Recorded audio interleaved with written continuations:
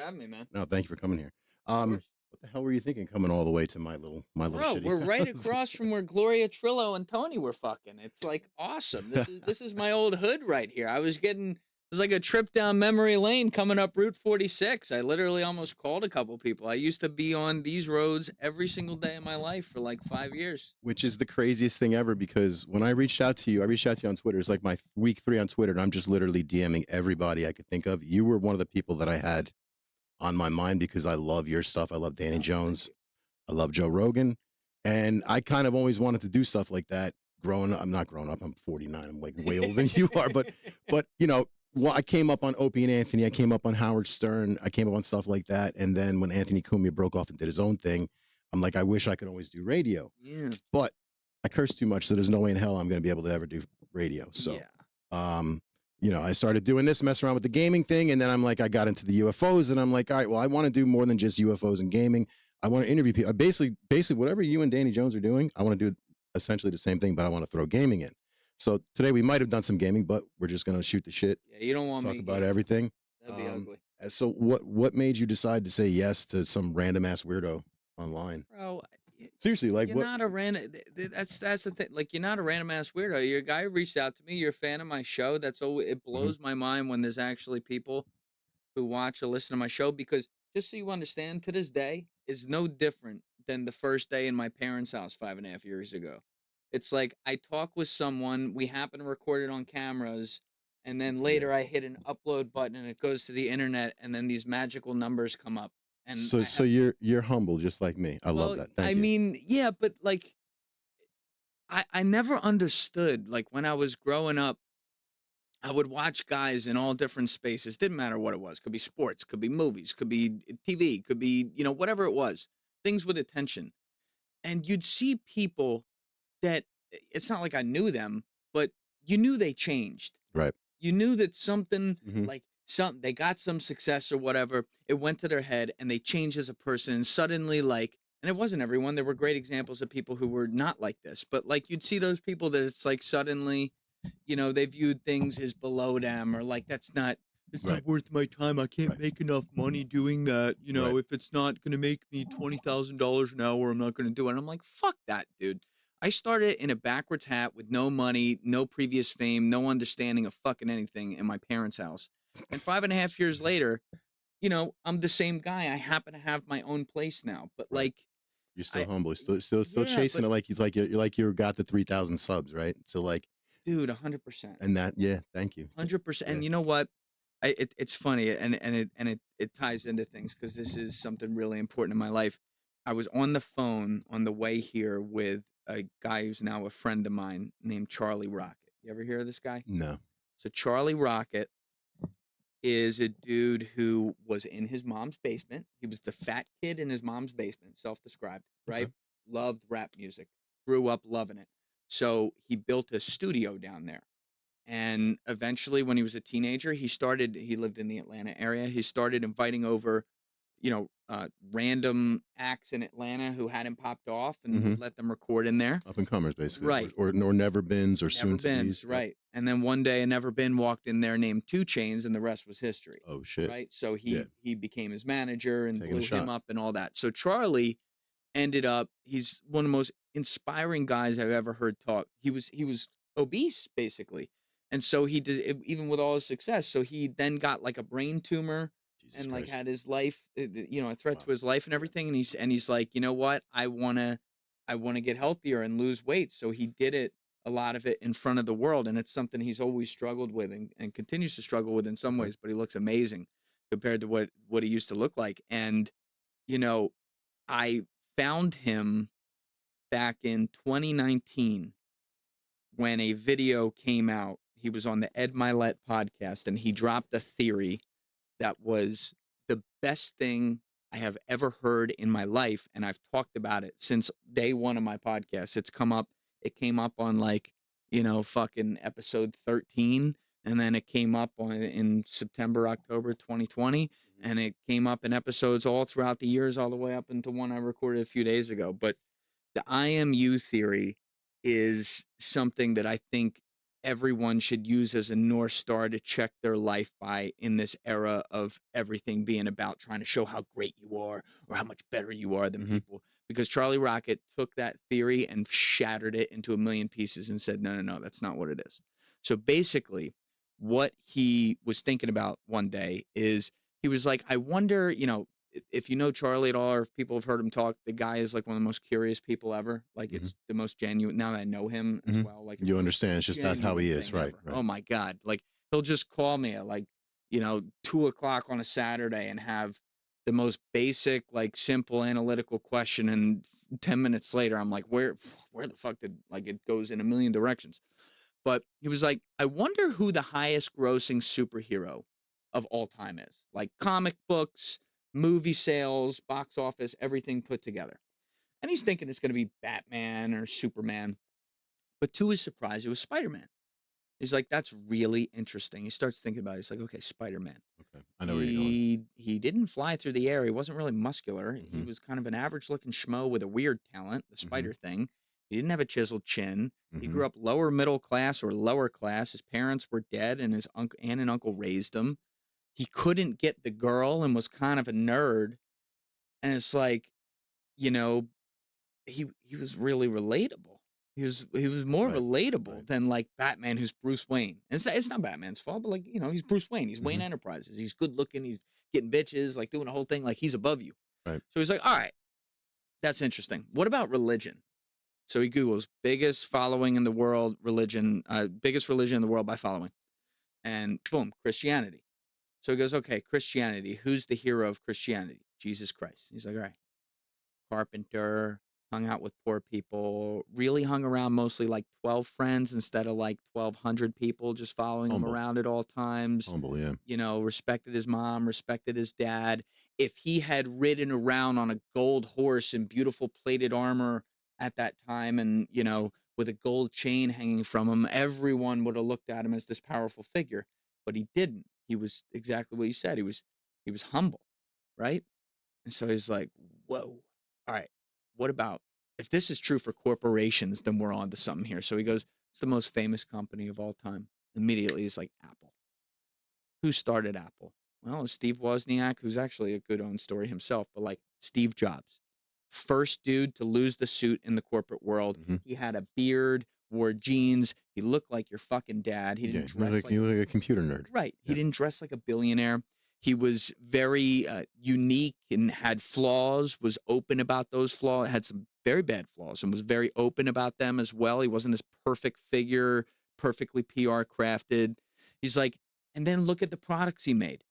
In a world where people are naming things like Inspiron 6600, he was naming his products Lisa, iPod, iPhone, iPad. He named the products after you. He wanted you to be the product, right? And so he said, all right, what about sports? Who's the most famous athlete of all time? And he's like, it's not LeBron's fault. It's not Kobe's fault. They're great, but it's Michael fucking Jordan. Now, Michael Jordan, this is the one people push back on when this theory is given.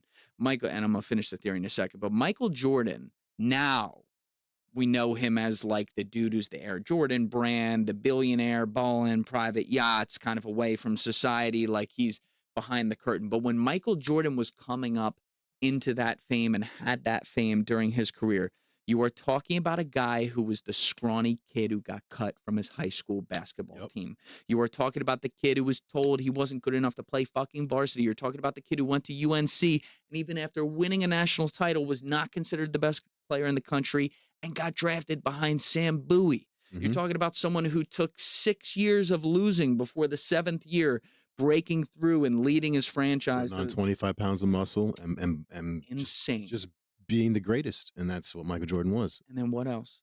Midway through his career, he had his own personal crisis, retired at his height, went and embarrassed himself in a lot of ways. Chasing his dream. Chasing his dream because his father died. Right. And he didn't know what to do without his dad. And like, again, none of it, this isn't to hate on Kobe or LeBron at all, but like Kobe was the Black Mamba. He's not like you. Right. LeBron is a genetic specimen. He's the most perfectly crafted human being I've ever seen in my life. And he's not humble. He's not even a little humble. But let's assume he is. I think sometimes LeBron gets more, Here's the thing about LeBron, just a quick aside.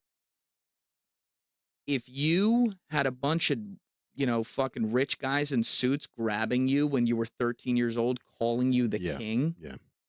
And by the way, LeBron deserves a ton of credit for this. Came from a household, single mother, no money. Yep. Right? Like, yeah, you'd probably have some narcissistic tendencies from having that be your upbringing, right? Mm-hmm. And I don't blame that on him or whatever. And I think he's had a really impressive career. But like Jordan was relatable all the way. And so Charlie said it's so interesting. He's coming up with this theory in 2019. So social media is far into the game at that point. He's like, it's so interesting that we're living in this world now where the paradigm is you got to post the best shit ever on Instagram and social media and tell everyone how much I'm not like you, I'm not like you, I'm not like you, I'm not like you, I'm above you, I'm better than you. When in reality, you look throughout history across all the different parts of pop culture, and it's the people who are saying, I'm just like you, who are the ones who end up being legends and most revered. And there's something really fucking powerful in that. And I already had that without knowing that theory. I already had that mentality in mind. I never fucked with these people who, said, I'm going to have my reservation at 7 o'clock at the back table so no one can fucking sit near me or something like that. I thought it was weird. Yeah. I had friends who were the CEO. I had friends who were the doorman. It's no different today. But when I heard that, it was like this ultimate peace with it. Because I'm like, that's how I live my life now at the time as a 24, 25-year-old. I'm like, that's how I'm going to live my life when I'm 100-year-old too, or whatever it is, when I'm older. I never want to change that because this is the model right here. And all it is fucking treat everyone the same, work hard at what you do, provide a great example, and don't pretend you're better than other people. It's so fucking simple. That is very well said. Thank you. It's incredible, man. So yeah, to bring it back to it, it's like, if someone reaches out and I see it, I mean, I do have 94,500 unread emails, so there's a lot of things I don't see. So yeah, no.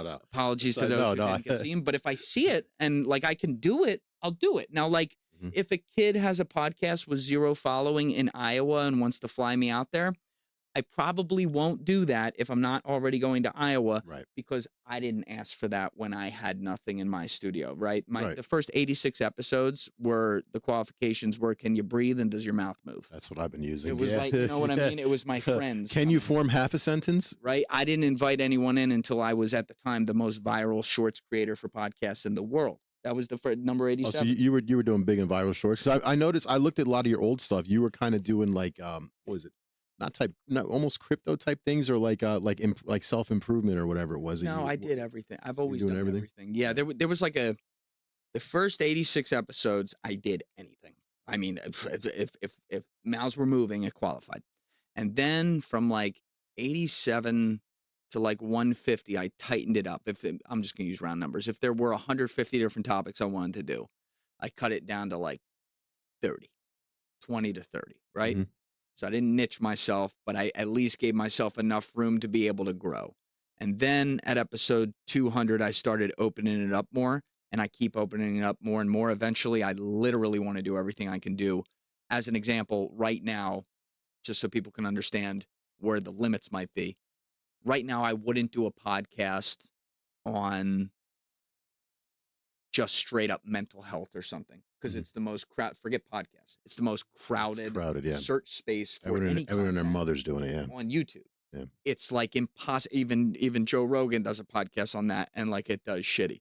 So there's some guardrails with what I can do, but where we can work in that topic to a different type of episode, we do that all the time. But as far as things I'm doing, I just went on a booking spree the other day, and I was looking at my next 30 guests. There's 30 different topics. That's cool. Which is what I mean. I have ADHD, in case that wasn't painfully obvious. I couldn't if I had to do the same 1 or 2 topics. All the respect in the world to people who do that. You know what I mean? I'd jump off a building. I could never do that. I want to do one thing and then ask this next guy about another thing. Yeah, I don't. I don't have ADHD or ADD or anything like that, but I like to do stuff that I'm interested in. People are telling me, you got to stick to gaming. I don't want to stick to gaming. Stop doing the firefighting stuff. Fuck you, I'm going to do the firefighting. This is what I do for a living. This is how I I see fucked up shit for a living. This is how I get it out of you know what I mean? Through dark humor, fucked up shit, gaming, and just joking around. That's how I get out my demons. You know what I mean? You always been a firefighter? For 12 years. I actually got on late, man. I'm 49. I got on 37. I chased my dream for a couple of years. And the problem is, especially in Jersey, you got to wait on a list for a couple of years if you don't score high enough. You know what I mean? So this was my last shot to get on. I was 34 when I took the test. I turned 35 a month later. And 2 years later, I waited on the list and I got on. Yeah, it's been great. What made you want to be a firefighter? Okay. So I'm actually what's called a rescue. So I was trapped in a burning building as a child. Whoa. Yeah. How old were you? Are you podcasting me? No, I was 4. I remember like it was yesterday. The whole thing? April 19th, 1981, 4 o'clock in the morning. Like it was yesterday. Like it was yesterday. The worst part about it was I was 4 and I thought I lost my mom and sister because my sister got out and then she got back in, which is something kids don't do this. You get out of the house, stay out of the house. Don't go back in. So my sister got out and she came back in to get us. And we all ended up in my little bedroom. And literally, ironically enough, the house was, it's arson. I have the article. I'll show you. The guy lit the building on fire because he wanted to date my sister, who was 13, and he was 18. And my mother was like, "No, you're a weirdo." Ironically enough, 6 months prior to this, he was in the basement playing with his toys and lighting his toys on fire. He started a fire in the basement. That's how they got kicked out. Came back 6 months later. Tried to light Easter morning, 1981, April 19th. Tried to light the building on fire with my family in it, and because he was a pedo. Because he's a psychopath. Well, he's a teenage kid. You know what I mean? Like, and I'm not. Yes, pedo. Yes, he's 17, 18. Yeah, no, 100%. But yeah, that mentality back in you're talking about 70s, 78, no, 80. Yes, hey, I'm not okaying it. I'm not saying it's all right. I'm not saying I understand. Different time. Yeah, it's a different time to fuck kids. No, but that's what we did back then, you know? Stupid, you know what I mean? It's crazy. Yeah, in 1981, they lit the building on fire. In all the hallways. We're trapped on what was considered the 3rd floor because there was a storefront underneath. Numerous families in the building, I think 8 to 10 apartments, give or take. What town was it? Orange, New Jersey. Is it in Orange? Yeah. And that's where you're a firefighter now? That's where I'm a firefighter, yeah. Very cool. Yeah, thank you. And so she came back in. The fire was literally behind the door, right, like in the apartment now. It's there. My mother has me hanging out of the window. And there's a police officer down there. And he's looking at her. He's like, "Drop him, lady." And she lets me go. And I fall 2 stories, and he catches me. Yeah, it's cool. Yeah. Wow. And then your mom got out. Okay, so then I got given to my aunt across the street, and I look in the window, and I see my mother. And, I was 4, so maybe 5 minutes passed, maybe 10 minutes passed, concept of time at that point. I looked away, and I looked back again, and in the same window where my mother just was, there was flame. So at 4, I thought my mother died. You know what I mean? Like, I'm like, I know what that means. I was 4, but I know fire. My mother, that's not good. So I thought she died. And then, 5 minutes later, she's running up and grabbing me. So, yeah. And then we were homeless till I was about 7, close to 8. You were homeless? Yeah. Not like on the street, but like, we're living with these people, living with those people, living here, living there till we could get on Section 8 and welfare and shit. Yeah, it was crazy. Wow. Yeah. So that's like an extremely personal thing. So to finally get it done at like 37 again, there's got to be something so gratifying about that. So growing up, I grew up really, really poor on Section 8 welfare food stamps. Like we didn't have much. I didn't know. I mean, I had a job at 8 years old, 7, 8 years old. I worked at the local pharmacy when we finally found an apartment on Henry Street in Orange. The local guy in the pharmacy took a liking to me and hired me. I used to work there till I was 17 years old. Yeah, I've been working a long time. So yeah, we did that, and then getting out of school, my dad wasn't around. He was a troublemaker, in and out of prison, passed away of HIV, and I had no guidance, basically. So anything that I did, I figured out on my own. You know what I mean? So it was an interesting life. Wow. And then I didn't know what I did. A bunch of bullshit odd jobs for a long time, and never went to college. Never really know what I want to do. I always wanted to do something like this. I wanted to do radio or TV or something. I knew I wanted to do something different than that, and I always wanted to be. I actually tried to become a police officer. Didn't get that. So then, police and fire was what I was trying to do. I always felt like I needed to do something different. Yeah, became a fireman. Yeah, I chased my dream at a time when most people are looking to settle in and do stuff. So yeah, I changed my life. I took a $40,000 pay cut. What were you doing before? I was doing extermination. I was an exterminator. So I was making decent money. I was Yeah, making that's like, actually like yeah, I was making 70, gotta do 70, pretty well. 75 a year. And I took a sick, ridiculous pay cut to like 30 grand. My wife was like, this is your dream. Go do it. Oh, that's a great wife. Yeah. That's a really cool story, man. Yeah, And you she's know amazing. what? It's also like, what a full circle kind of thing. Yeah. Yeah. It was Good for definitely, you. it was different. I love the job. It's the greatest job in the world. I would, I love it. 2 days a week, I get to go and be, a living superhero. You know what I mean? But That's awesome, it's man. cool. And not that I consider myself a superhero. I'm No. humble as shit. No one's. If anyone mishears you, they're fucking crazy. That's awesome. And then the thing that you were talking about with Spider-Man, I Am You, one of the reasons Spider-Man is so popular, I don't know if you know this, is because anybody can picture themselves in the costume. Whereas with Batman, you see it's a white guy. Superman, you see his full face. Wolverine, you see his face, right? Spider-Man, the reason Spider-Man was, I'm a big comic guy. The reason Spider-Man was created by Stan Lee was because any kid could picture themselves in that suit. Oh, that's why Spider-Man's covered. We're gonna add that. He's covered head to toe. He's covered head to toe. Covered awesome. in stories and years. But I'll tell you one thing you may not have thought of. You know one of the greatest things about Spider-Man's outfit, his costume? What? He is completely covered. So any kid could imagine he's Spider-Man because no color of the skin shows. He could be black under that. He could be red. He could be yellow. He could belong to any race. And that wasn't done purposely. It was done accidentally. But I think it was the best thing we did, making him so that he could be anybody under that costume. I never thought of that, but that's true. That's great. It is.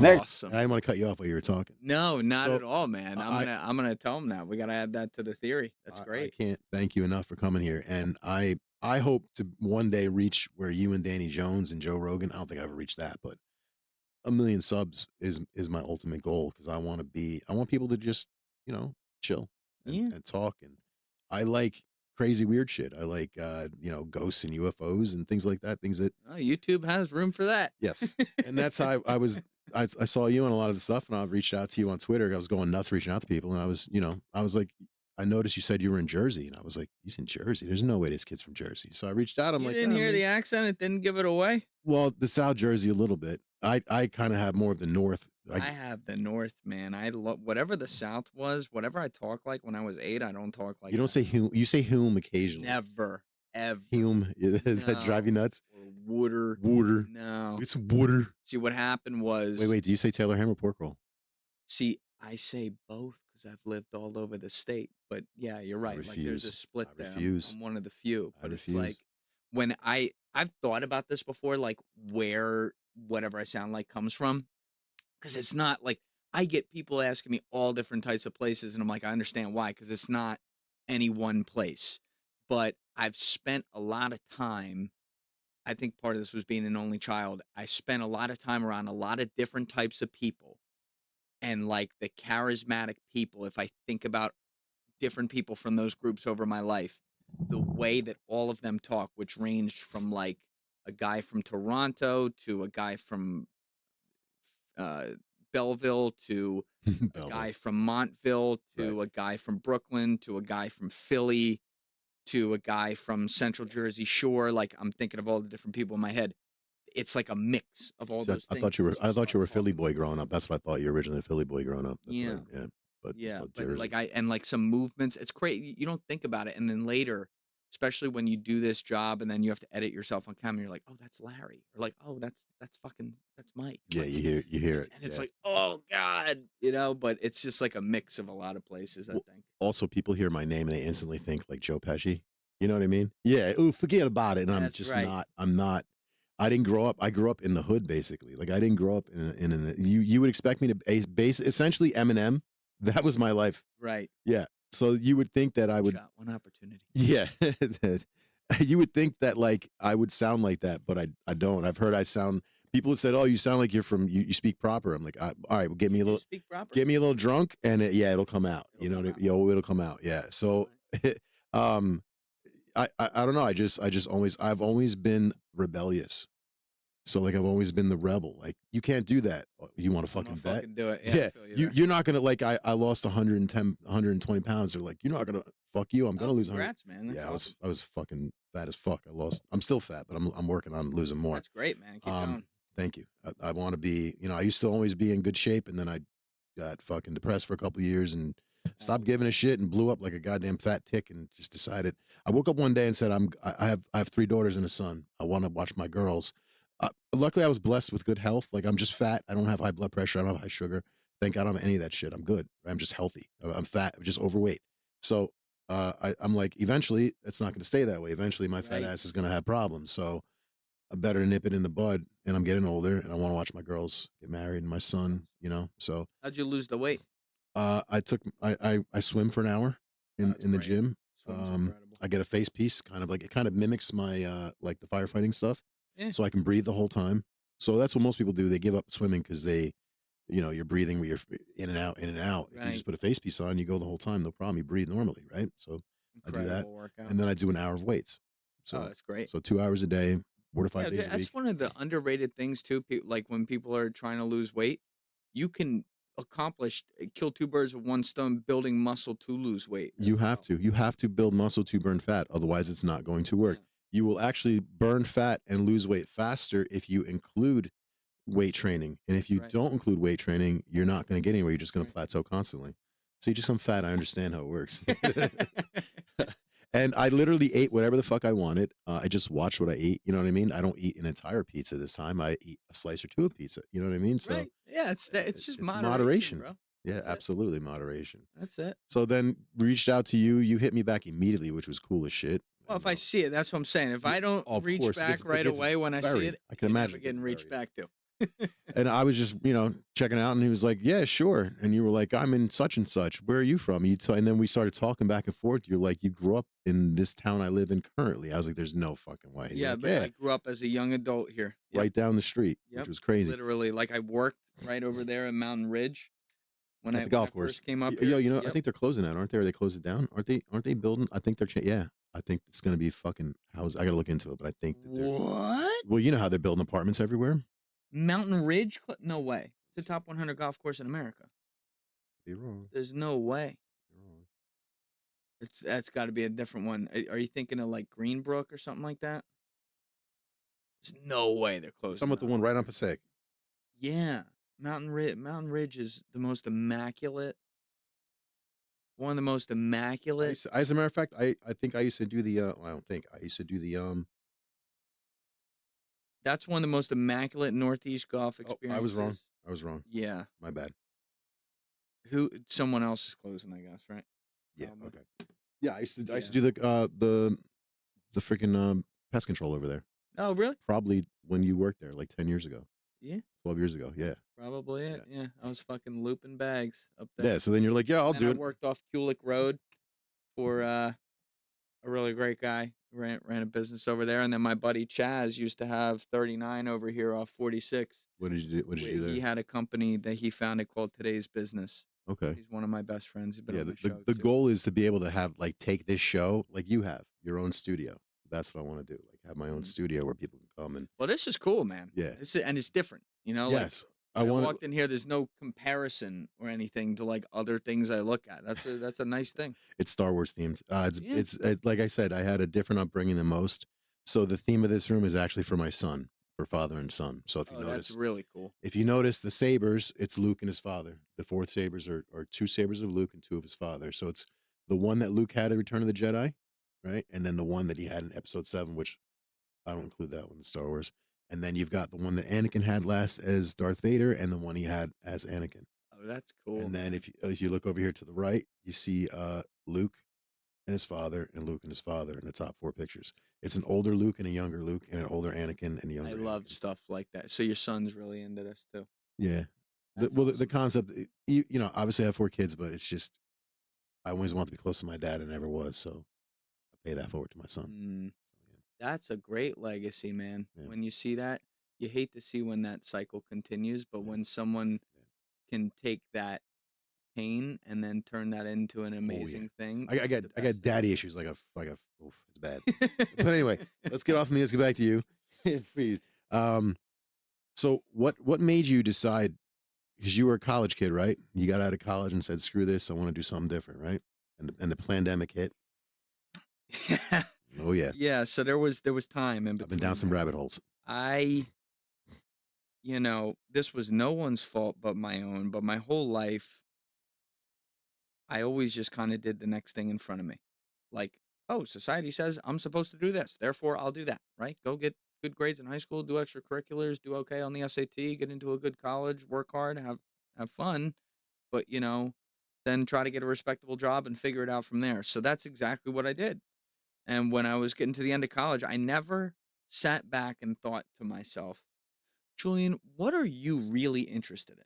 Like, forget respectable industries, forget money, forget what are you really interested in? What do you want to do? I never had that conversation with myself. Instead, it was like, well, I got to get a job in a respectable industry. So I ended up on Wall Street, which can mean a million different things when you say that. And people, whenever I talk with them, they're always like, you on Wall Street? I'm like, I know. It sounds crazy, but I did wear a suit for like 5 years there. 5 years? Yeah. Fuck. Yeah. So the guy I worked for on Wall Street was like another dad to me, someone to this day I'm extremely close with. He was so successful. I met him when I was in college because I was friends with his son, and he offered me a job in what's called the private banking and investment group portion of what was at the time Merrill Lynch, Bank of America Merrill Lynch. He's at Morgan now, but at Merrill Lynch, like that type, like the P-big guys, they didn't really hire people out of college at the time. But like you can do what you want when you run the team. So he did what he wanted. He said, fuck that, I'm going to hire you. I'm like, great. So the way that business works is that we dealt with what you call ultra high net worth individuals. You're dealing with people, their average net worth is like $85 million. You deal with people that are 20 to like a billionaire, that kind of thing.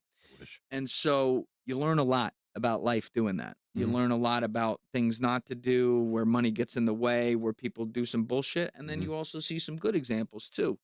But, we would do that, and we were basically the center of their financial life. And then we would also rep some public companies. Could be something as simple as like a 401k plan, which is like, you do that in your sleep, to something more complicated and important, like a 10b5-1 plan, stuff like that, which is like trading options onto the market as an executive insider, declaring publicly your trades, which for SEC regulations, stuff like that.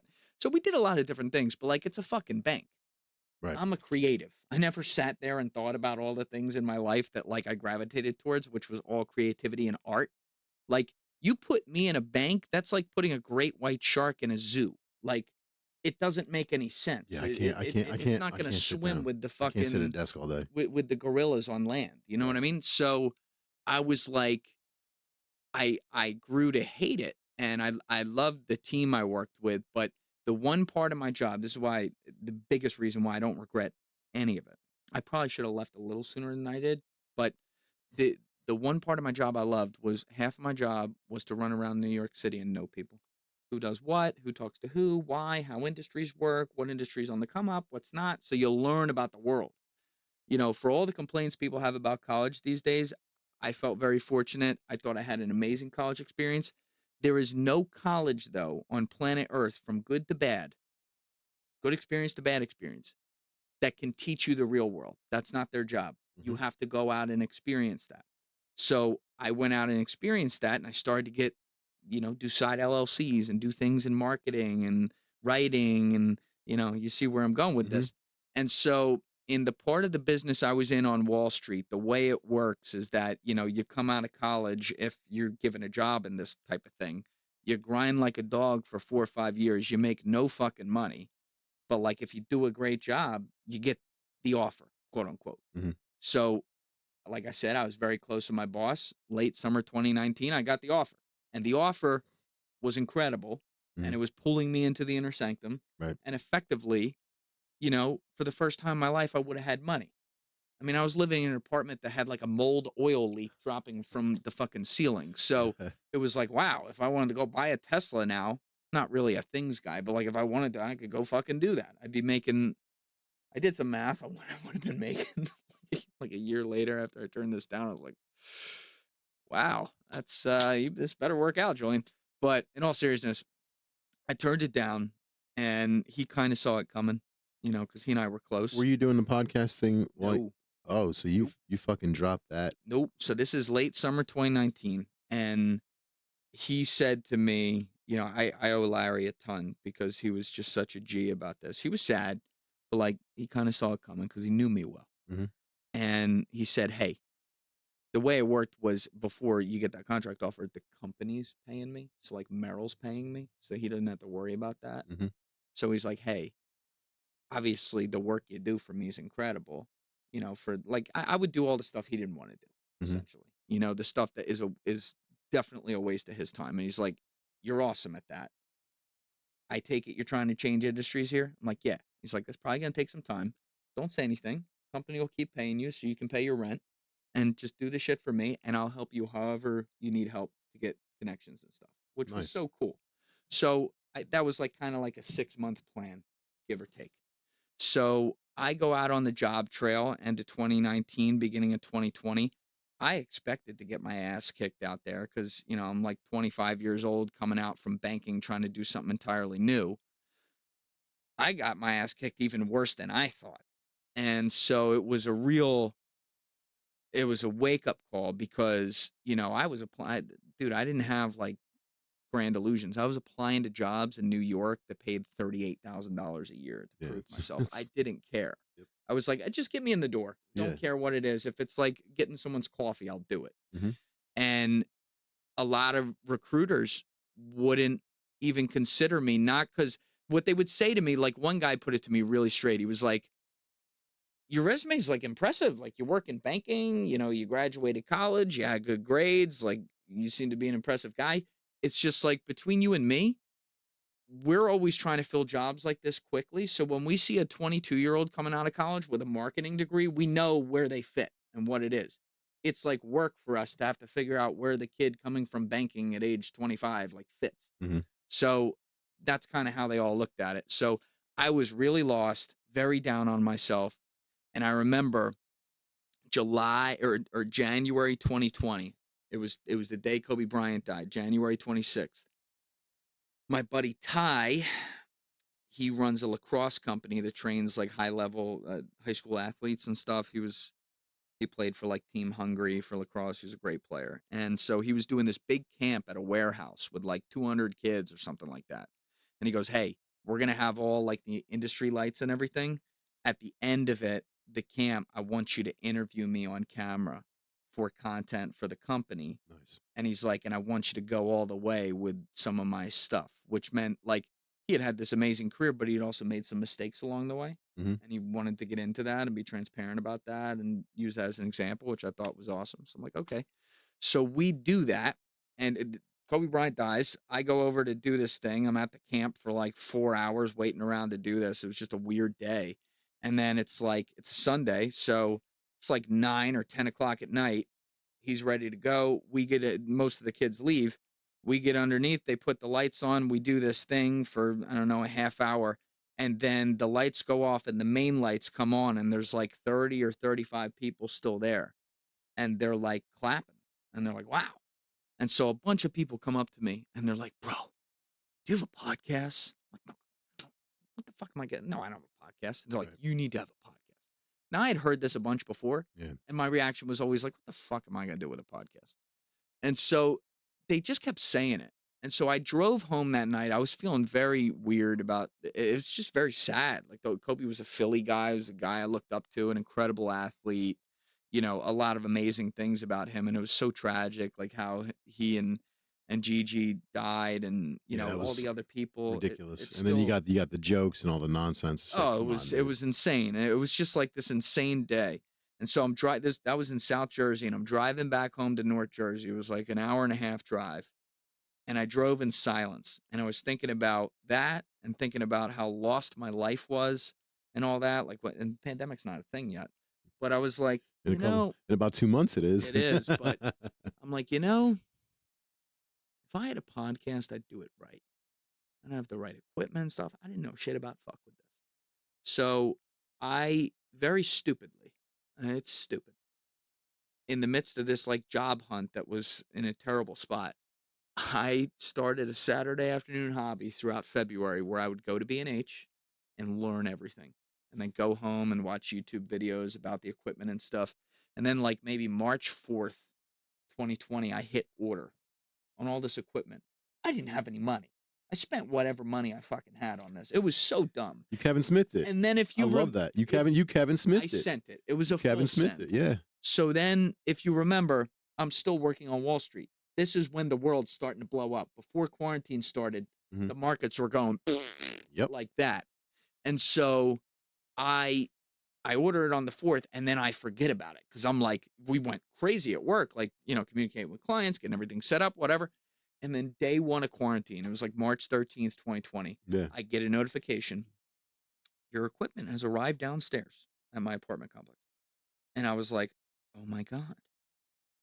The world is ending right now, and I just spent my money on fucking podcast. So I go downstairs, I get this equipment, I run it upstairs to the couch, I put it on the couch, I step back from the couch, and I look at it, just like disgusted with myself. What'd you get? A mixer, a camera? Bro, I got everything. I got the Shure SM7Bs, I got the cameras, I got the mixer, I got the headphone amp, I got everything.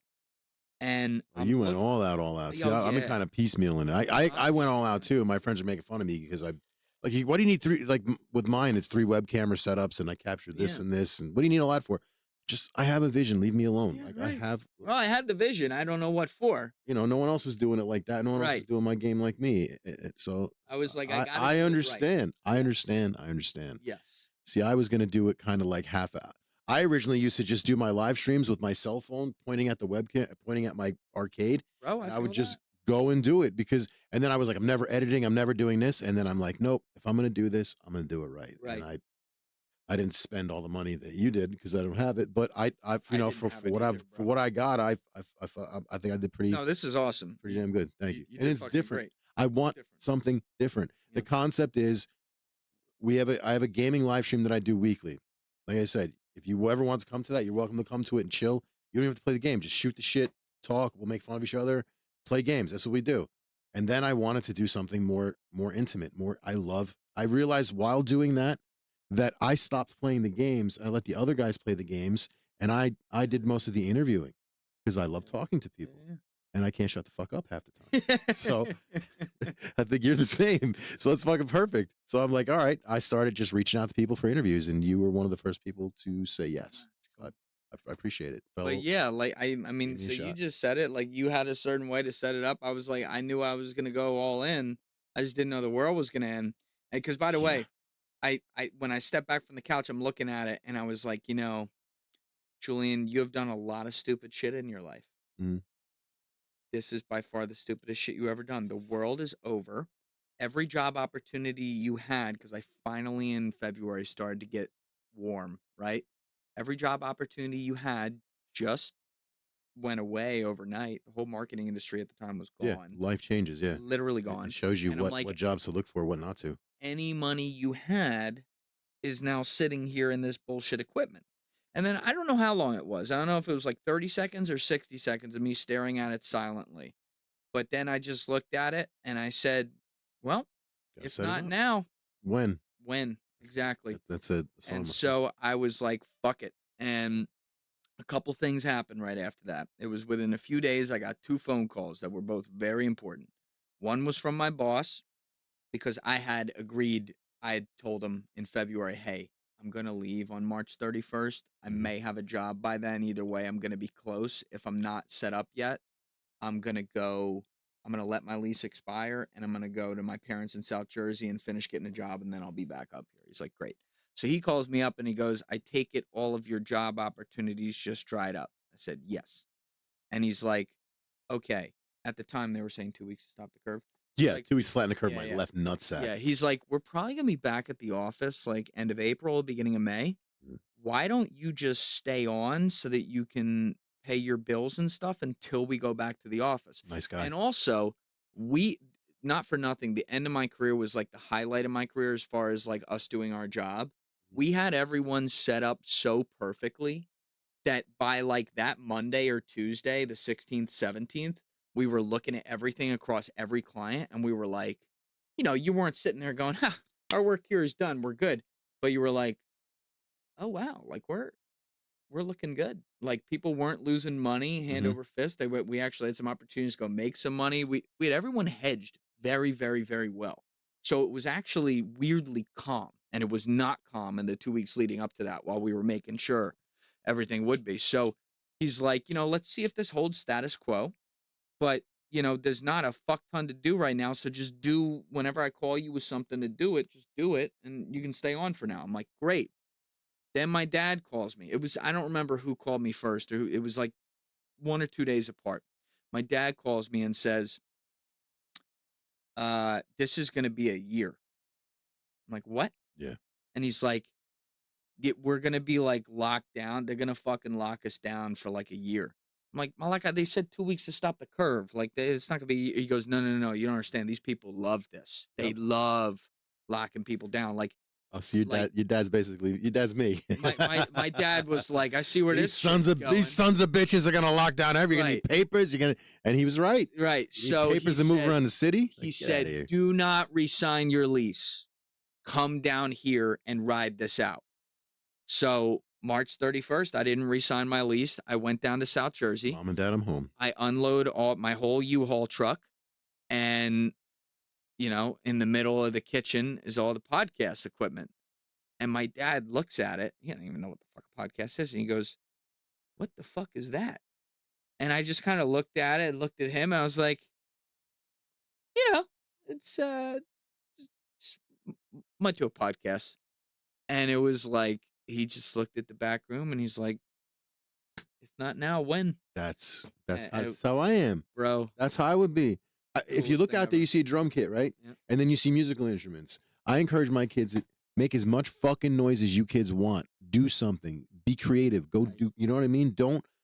I'll never stifle my kids' dreams. Right. I want them to flourish. One wants to be a volleyball player. One's doing competitive cheer. We're busting our ass to give that. I need to repair my kitchen. Instead of repairing my kitchen, my kid's playing volleyball. I love that. Because she might go to college. I love that. Fuck that. I encourage it. I could put a countertop in my kitchen anytime. Yeah. I can't chase back these couple of years for my daughter to do volleyball or competitive cheer. Right. And I'm tearing up. Especially that's awesome, man. I see the passion. I love my kids. Especially, I can tell, especially when they're kids too. And it's the greatest time of their life to go explore. Because let's just say your dad was like, "What are you, fucking stupid? Do you sell that stupid?" But your dad said, I'm like 26 years old right. too. And you're out of college. So sorry, that touches me. The dad thing. Yeah. And the fact that you just spent all your money. Your dad's like, "All right, fuck it, get back there. Let's set it up." Did he help you set it up? No, he wouldn't know. No one would have wanted that. No one would have wanted him to help me with that. But like that's the thing. Like to this day, I say because I ended up spending 3.5 years in my parents' house there, building this entire thing. I clicked your oldest stuff because I like to see that. Click oldest to see how you. We switched over episode 161 because you were doing something different and you switched it over to the interview, and that's I love 161 the interview. But I moved up one in the new studio, so 163 and 164. And how did you like realize that you like doing? Because you were doing something literally different than but this. Here's the thing. This is what happened. I had heard a Joe Rogan podcast in 2018. I remember the first 3 I listened to. It was David Goggins, Jordan Peterson, and Kyle Kalinske, which are all very different podcasts, right? Yeah, some Peterson. I like Peterson. And I was like, and Goggins I like too. Goggins is great. I was like, whoa. Yep. Like that's how I talk with my friends. Like he has his own style and whatever, but it was like you felt like you were just sitting at the table with someone. And so then I'm like, the bug was there, and I said, all right, let me go find other shows that are like this. And I couldn't. They didn't have that thing. They didn't have that thing that could range from hardcore comedy to the most serious stuff in an instant, by the way. They didn't have that long form conversational. There were a lot of amazing podcasts, but they were generally either pure comedy or like pure science or something like that. You know what I mean? It would range from like, I guess like what Tom Segura and his wife were doing to, like, and he didn't have it at the time, but like an Andrew Huberman type or something like that, where there's no real ground that mixes both and is just random and has no niche and whatever. And for a couple years, I was just like, someone's got to do this. And Joe Rogan's twice my age too, which like makes it even more impressive that it has always been as culturally relevant to so many generations. You know how he got started doing that, right? You know his inspiration for that was? Yeah, you saw Tom Green. And Anthony Cumia. Yeah. I mean, he was Cumia around got all those fired, shows yeah. in the 90s. He did Howard Stern. But no, Anthony Cumia, he said when Anthony Cumia got fired and then he just started his own shit, that's Yeah. when he's like, well, I could do this too. Plus, I think Anthony Cumia, who I have to give his props to, he's probably the reason why I started a podcast. It was, first of all, because he was a part of Opie and Anthony, which was the first time I ever thought, like, I really like doing radio. Like the way Opie and Anthony did it. It was great. We would come in. You love doing it too, right? Yeah, but I remember first doing it going, wow, am I the shitty episode? Because no one really talked a lot.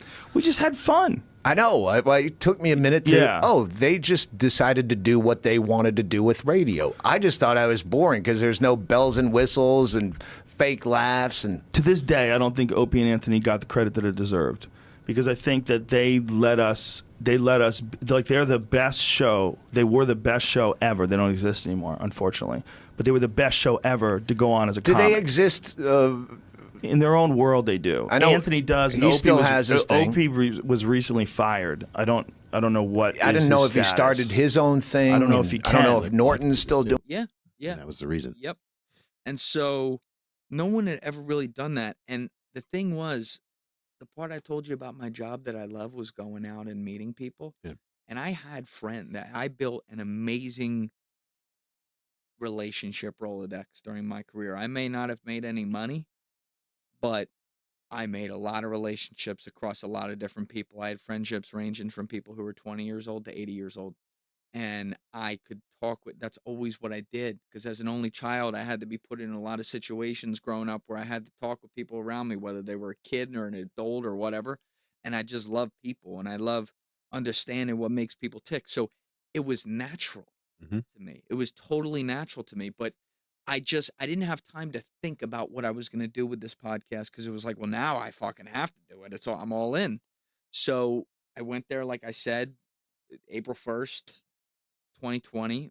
My dad says, like, set up, go for it. And like, that's why I say this podcast is like half my parents' podcast too, because none of it happens without them letting me do that. Like my parents letting me be in there for 3.5 years where I wasn't paying a rent payment for the first time in my adult life was the only reason it was even possible. Now, I didn't even buy socks for 3.5 years, bro. I didn't have any money, but like I had just enough runway to survive. And if I had had rent payments, I would not have survived. Straight up would not have survived. So, you know, that was really cool, but I didn't have, like, I spent 6 months from April until September 15th working 7 days a week around the clock, building the studio, building the equipment, learning all the equipment, recording podcasts, writing out what I wanted. Like, I just worked around the clock. And Larry was giving me, you know, a couple days a week, I'd need to do something for an hour for him. I mean, it was like awesome. So I was getting my job done and still getting paid. So, I thought you literally just hadn't left. Gave it all up and fucked off. No, I had.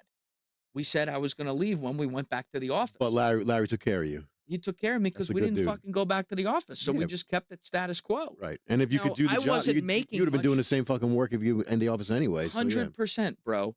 But now I could work at home and work 24/7 around the clock on my other shit. I slept like fucking 5 hours a night, and I worked from the second I got up to when I went to bed. And like with Larry, you know, that gave me it wasn't much money, but because I didn't have a rent payment, that extra, call it 4 months that I was able to get was the runway that allowed me to exist. Like, in addition to my parents, like, letting me be at their house. So, like, it all worked out.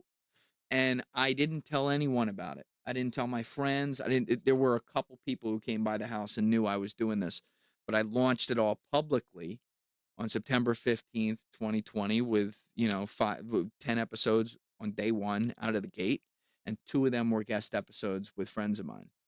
And I thought I was going to have to do like 30 episodes just talking to the camera for an hour before someone would want to come over. But to my surprise, when I put out these 10 episodes, I had a bunch of people who I like hit me up and be like, yo, I would come in.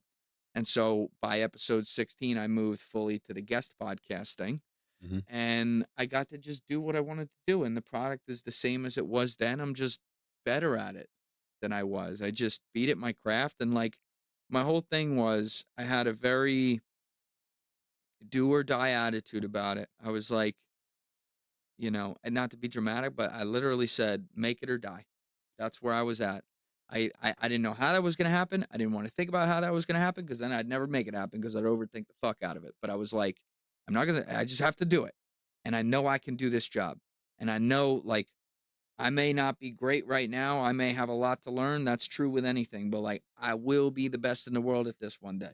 And I notice you do, like, you know, you do a large range of topics from alien stuff, which I don't even do a lot of anymore. Interested. Now, you said you're not that you said you're stepping away from it, or you what is it you don't, not that you don't like, what is it? We were talking about this a second ago. What is it?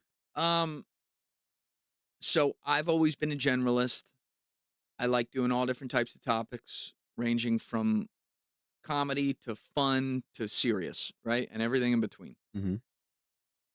When you're doing something like aliens, it's a lot of fun, but it's also like a meaning of life kind of thing. Yes. And especially so lately. when you then run into things, especially stuff that I've encountered off camera, that suddenly start making you realize that some things are not what you're being told, you're not going to go fake it on camera and do content with that. At least I'm not. I'm never going to do that. Let's back to what you just said.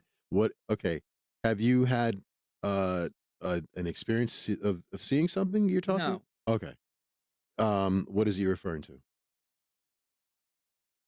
I had on a guy in January, Jason Sands. Okay, yeah, Mr. I shot this and I did. His story changed the whole. Yeah. Okay. And let me explain this so that people can. Please don't hold back, and let him. So whatever you got to say, you say. James Fox is a longtime good friend of mine. He's been on my show a bunch. He seems like a cool dude. My producer, my original producer, Alessio, is now the head of content.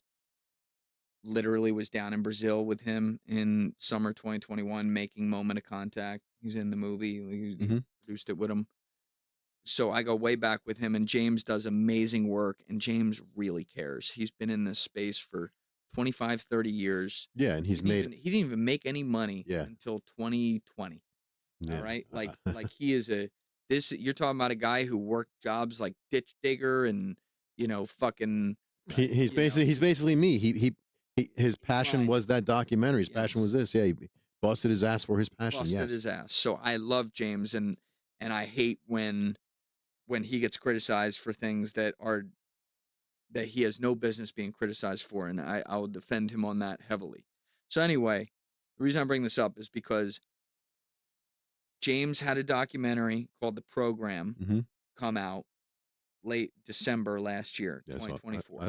I watched it down here. He announced in April 2024 that one of the people who was going to be interviewed in the documentary was this guy, Jason Sands, which immediately caused a firestorm. And so I laid off it. I did not, my gut was the things Jason was saying weren't true, but James is a documentarian. You get the guy in the room, you ask him what he knows, you let the people decide. That's fine. This is where it became a problem for him, though. That was totally unfair to him. James goes in to record. He was coming in to record with me in January. We had that set, right? January 2025. So he goes in to record with Joe Rogan December 17th, 2024. Literally texted us from like the studio, so we know it was that day. December 18th, Jason Sands changes his story and comes out with this whole new thing about how he assassinated an alien or something like that. And I went, oh my God. Like, whatever's in there, kill it, and that's kind of how it rolled. And you either did it or you knew bad things would happen to you or your family. And that's kind of how it went. But it was usually in the dead of night, that kind of a thing. And you were a part of that. Yeah. And when you say kill it, what exactly would you be referencing potentially? I guess the team that I was on, we killed other NHI. for whoever was in charge. Like, I never got to.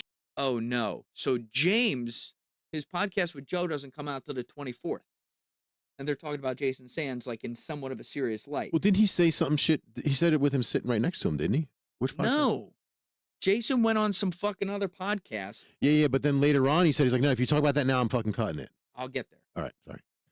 So the Christmas Eve, the podcast with Joe comes out, which they recorded before Jason made these new wild claims on the 18th that weren't in the documentary, by the way. And people are like, look at James Fox grifting because he's talking about this guy who claims he assassinated an alien. When at the time they were having that conversation, Jason had never made that claim, and James knew nothing about it. So I'm like, oh, no. Oh, God. And I was just like, oh, why? I wish he didn't put this guy in the documentary. So Saturday, the 27th or 28th, whatever that Saturday was, James calls me up. And he's like, hey, I have an idea. You don't have to do it, but let me know what you think. Obviously, this Jason Sands thing is causing a buzzstorm, and I fully understand why. What would you think about him coming with me in January and us discussing it? And I said, I would have to think about this. Give me a night to think about it. I said, James, to be clear, under no circumstances would I ever invite that guy on my podcast alone. But because of the circumstances that have fucked you up here and you being there, I think this is a really good opportunity to get to the core of what the fuck is going on here. And if need be, properly give you the chance to separate yourself from the story because it's not fair to you how this all went down. Right. And so I called him the next day. I said, let's do it. So I thought about this and I'm like, I don't know, Jason Sands. Could he just be like a total liar, like scumbag? Yes. But I'm like, I feel like, I don't know why. My gut, I'm like, I feel like that's not what it is. I don't believe him, to be clear, but I want to know why he's saying this stuff. So they come to the studio in January, and Jason was a very nice guy. I don't have any issue with Jason at all. In fact, I had a newfound understanding of him as a person. Because what happened was we filmed for like an hour and a half talking about the documentary, the two of them, but it was mostly James talking about the documentary. A couple things about Jason, just providing some military records and whatever, which was helpful, just to prove like he had actually been in parts of the military and stuff like that. He served, basically. Right. Got it, right. Not like false valor, stolen valor. Yes, meaning some of those claims that he had made about places he had been could be verified. So like, okay. So we take a break, take a piss, and I say to them out in the kitchen, I'm like, okay, you know, all my episodes are 3 hours. I said, I think that's going to be a short episode. I think that's going to be 90 minutes. Cut. And we're going to do a separate episode. It's going to be 2. We're going to do a separate episode now. And I turned to Jason. I said, we're going to get to your full story now, Jason. Just no judgment. You say it like it is. Okay, great. So we go in there. And I didn't know shit about the guy outside of the claims he was making and the fact that he had been in the military. So all I said to myself before I went in there, this is the nicest guy. And he just didn't strike me as like a asshole liar. He just didn't. Like, doesn't mean I'm right about that, but I'm talking with the guy and I'm like, no, I feel like this guy's got a good heart. I really, really did. And I think that now. So I said, you know what? I'm gonna get to know this guy a little bit. And it's gonna, at some point when we get to the stories, we're gonna have to pepper him a little bit. Right. And I knew I would have to do that, not to gotcha him at all, which we did not do, but I needed to make sure details would line up so that I could kind of see. Yeah, you want to make sure what he's getting at. Maybe who knows? Maybe you can get something else. Maybe he is telling the truth. Maybe he's got something extra or something. You know what I mean? Who knows? So I sit down and I basically turn to him like, "Where'd you grow up?"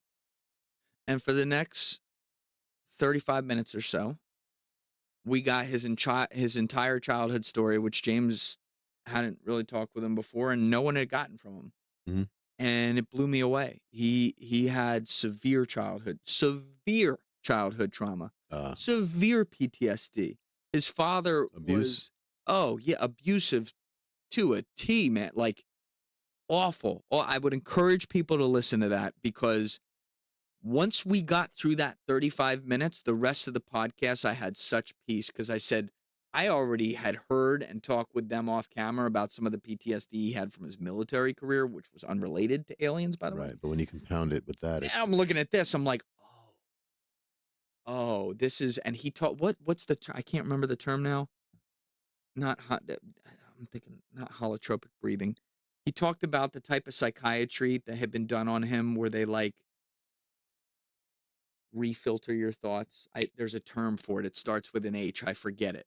But he admitted openly, like, you know, just volunteered it on camera that he had that psychiatry. And one of the criticisms about that is that it creates false memories in people, because you're dealing with people who legitimately, like Jason, legitimately are dealing with severe trauma. Yeah. And so I had such peace after that first 35 minutes of that second 3 hours, which was the second episode. That was episode 267. I had such peace because I was like, okay, I don't think he's a liar. I think he really believes this stuff. Yeah, happened. it's He's creating memories. Could be, you know. So I said, let's get the stories as they are, and we'll see how we deal with this. So the first story, which was the one he had told that was so controversial in James' documentary, yes, about the blue alien, he went through the whole thing, and James and I peppered him. And I know we did a good job, because people, like all the true believers, shredded us online. They're like, oh, I just came here to see the story, but you had to cut the guy off. I'm like, no, I had to get the details. And that's exactly what we did. And a lot of Jason's story stayed very straight. You could see him sitting there legit, like seeing these things that I'm giving my opinion here. They never happened. Right. That he thinks happened, but probably didn't. Right. He thinks they happened. And so then we go to get to the part that involved the recent claims he had made that James was unaware of, which took it to a whole different level. Literally involved like alien assassinations. Yeah, alien Rambo, basically. He's like alien hunting Rambo. Like, bro, what? And I didn't know. I didn't talk with James. We didn't plan. We don't do that for my podcast. It is what it is. But James, when that came up, this, as in you received an order from someone at some point that said you got to shoot this NHI, and I feel really uncomfortable talking about this, because this is a credibility destroyer in my opinion, and it really bothers me that you're talking about it, and I don't want to be connected to it in any way. It's going to bring back reform. Actually, and I've already told him that. All right, so if you're going to make those claims, I'm walking out the door. No, I'm not. I'm sorry. I have to tell you, it's already bad enough. Yeah, because right now we're treading a line where... And that clip got more attention than I thought it was gonna. In hindsight, I understand why. At the time, I didn't think much of it. But like, James got real tight about that, and I understand why, because he felt like the wool was being pulled over him after the fact, and now he's associated with something fucking crazy.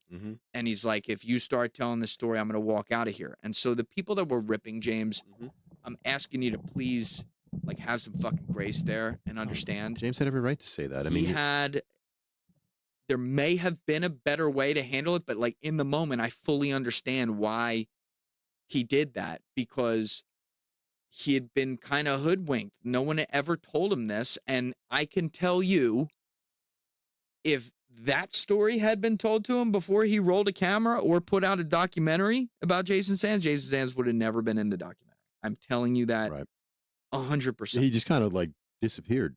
Right. So after that, I knew who had really pushed Jason to James, the sources. And I'm not going to discuss who that is, but I knew who it was. And these are people that previously had brought stuff that was like, that's interesting. Like maybe. And so I think I know, because you had a weird face when I mentioned somebody's name before. Whose name? Corbell? No. Oh, okay. Corbell and James barely know each other.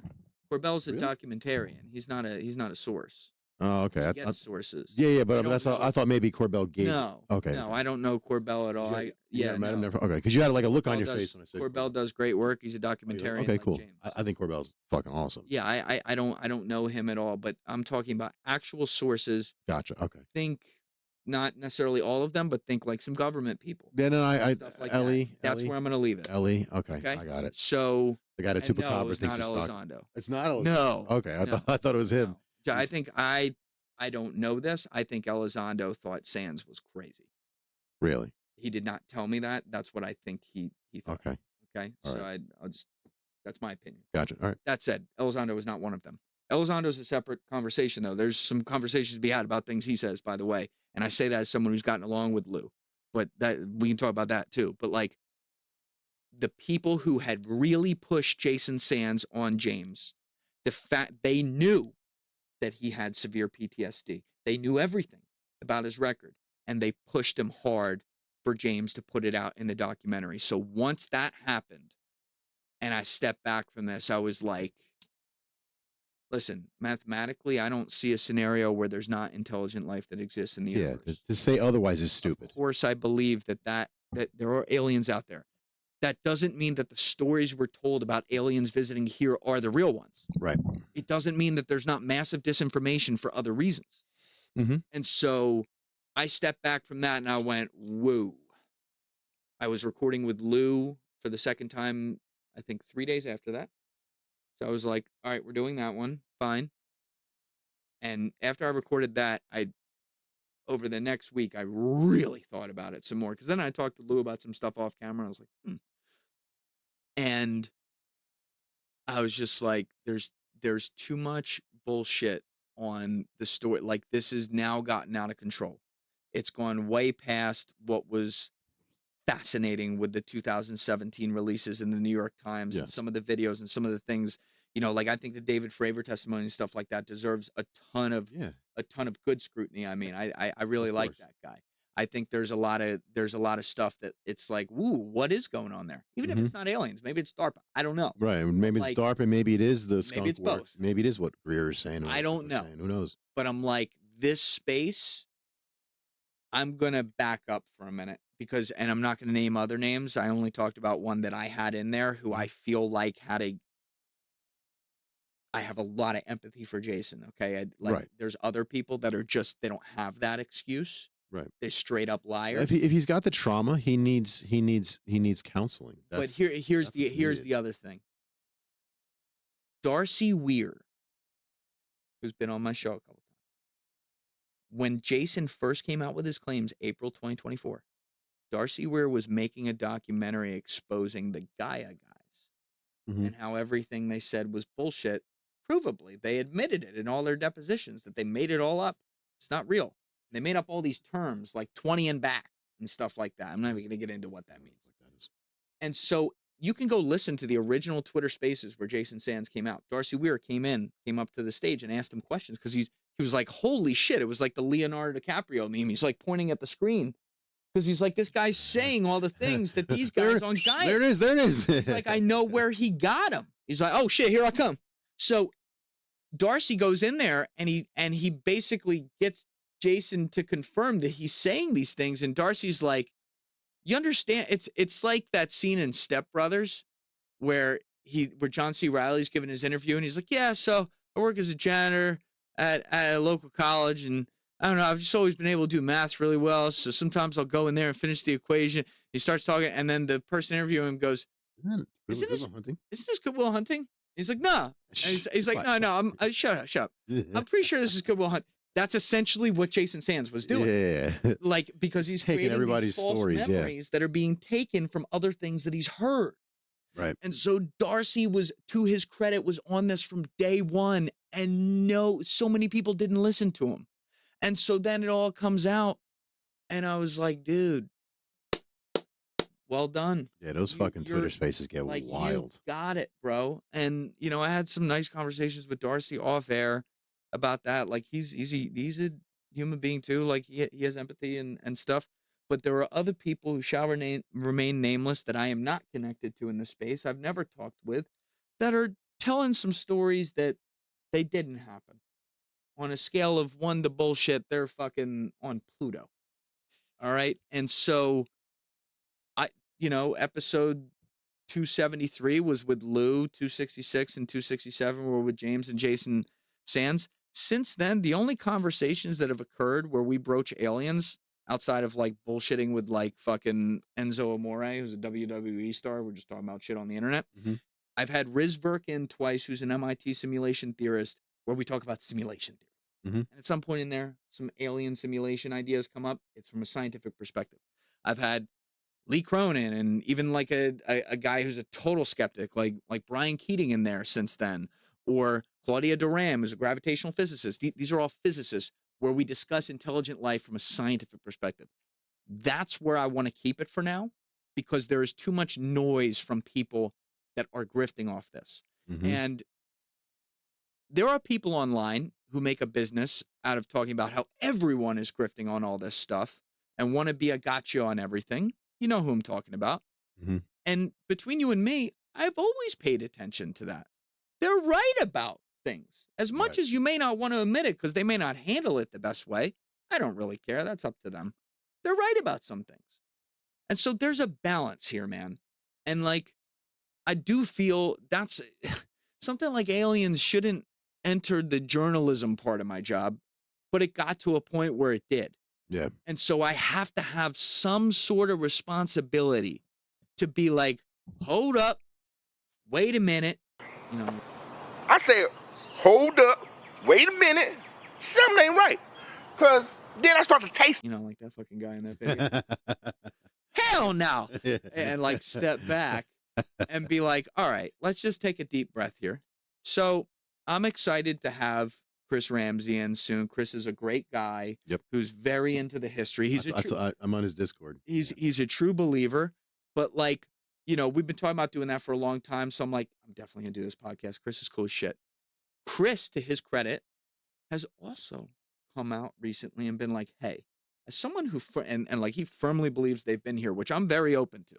I'm very open to that. Without a doubt they've been here. I'm not like, people want you to be like, do you think this or do you think that? Like what, as if I'm a fucking YouTuber, bro. I don't know. Your guess is as good as mine. Personally, like, yeah, I'd be open to that.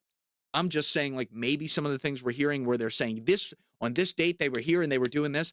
Maybe we got to think about who's saying that and whether or not that's true. So Chris may not be where I am, but I have heard him come out over the past couple of months and say like, hey, some of this stuff don't add up, you know? And I think that's especially for someone like him who genuinely cares, especially for someone like Jesse Michaels. Those two dudes, I love those two Jesse's the man. Yeah, I want to meet Not him. only the nicest. I want to interview him. That'd be so cool. I hope you get to do it. He's the nicest guy ever. He's also a galaxy brain. He's so smart. Oh my God, yeah. I have a feeling I wouldn't know half of what the fuck he's talking about. So smart. Genuinely cares. You know, and it's like I have some great conversations with Jesse off air where he's like, what do you think about this one? You know, like he's not, he believes, but like I think sometimes people call him like he believes everything guy. That's not true. Jesse will just talk to everyone about it. I think that's great. I think that's great. That's the space he's in. I think that's great. That's the space Chris is in. I think that's great. So when I see, especially some experiences off air with Jesse asking me some questions about stuff, I'm like, okay, his head's in the right place. Love that. And then when I see Chris question some stuff publicly that deserves to be questioned, I'm like, okay, I like that. So there's a good educated conversation to have here. It doesn't have to be like just the fucking skeptics versus the true believers all the time, just fucking boom, boom, boom, boom, boom, fighting. God, I can't hate it. I stay away from it. I don't like the drama. God bless. Do whatever the fuck you want to do on Twitter. I'm not getting involved. I wish you all the best.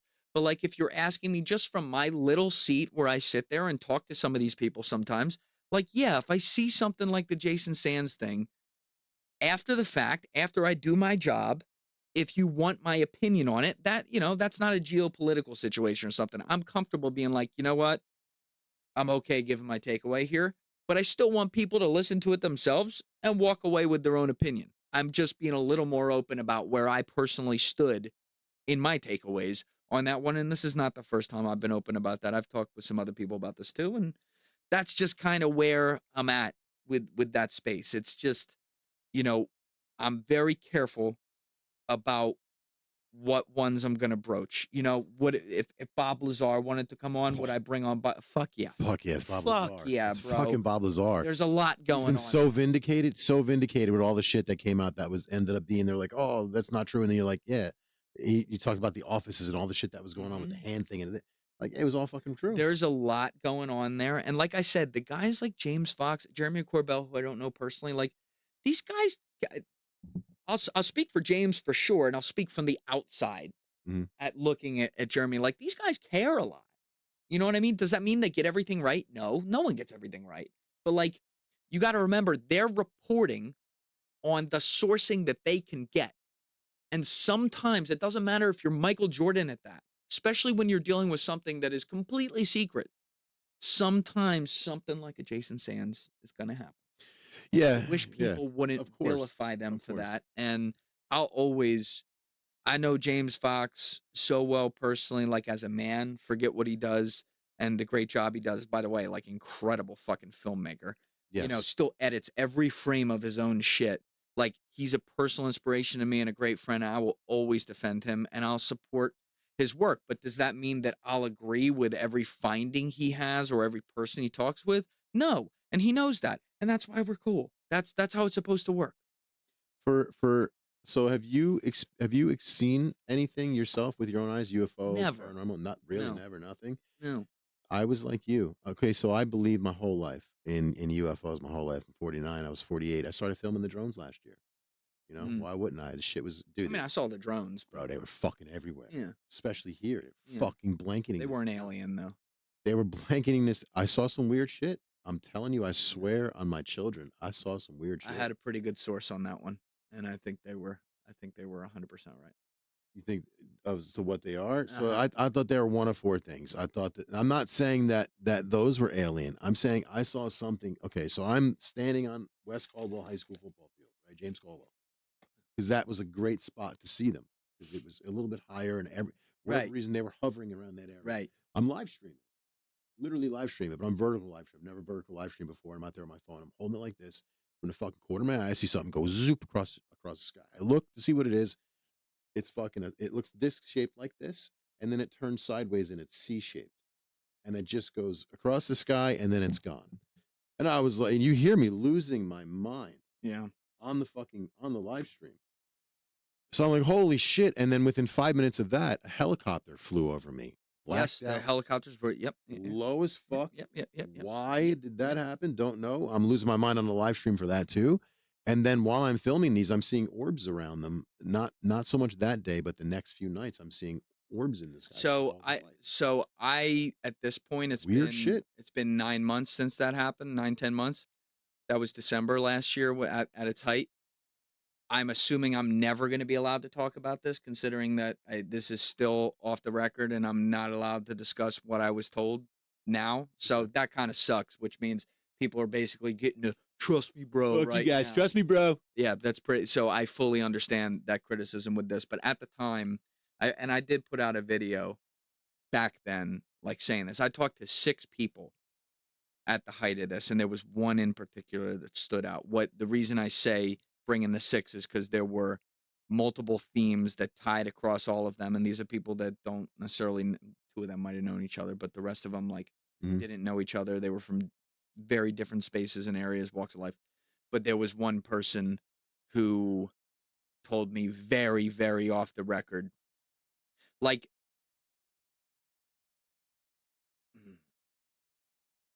I don't want to get in trouble. The kind of person, don't kill your source. You know, the kind of person that, I'd say it like this: the kind of person you will never see on a podcast anywhere. Okay, got it. Put it that way. And what they said. See, the thing my seat, you believe it. Not only checked out at the time, then knowing that information and seeing what happened afterwards. With what pissed me off, number one, hearing Biden's bullshit fucking excuse. He was and then when fucking Trump's girl went on, I expected something. Look, I didn't expect her to tell me everything. It wasn't fucking hobbyist drones, okay? I've never known anyone to own a 6 foot or more size drone that's the size of a car, an SUV. Some of the shit that I saw was huge. I mean, hovering right over the building that's right here, huge. Hovering over my house, one of them pulse flashed the fucking camera. And I'm like, and it made an audible sound on it. I'm like, what the fuck was that? And that's when I started getting worried about them because I'm like, all right, it's a drone. It's larger than a car. I'm standing under them like an idiot.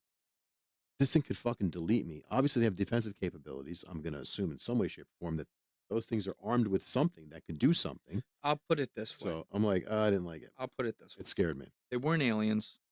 They weren't. I was thinking rogue AI is what I was thinking. Adversarial, I think they would have shot down. I'm not going to say what they were. What I will say, the attitude of the person that I'm referring to, and this was actually the attitude on the other people too, with respect to one part of it, but it was like that was their attitude because they're like, this is so fucking stupid. It looks horrible. People have every right to be like, what the fuck is going on? This was a completely preventable issue, but because they're like, the current administration at the time was Biden, it's just in total fucking disarray.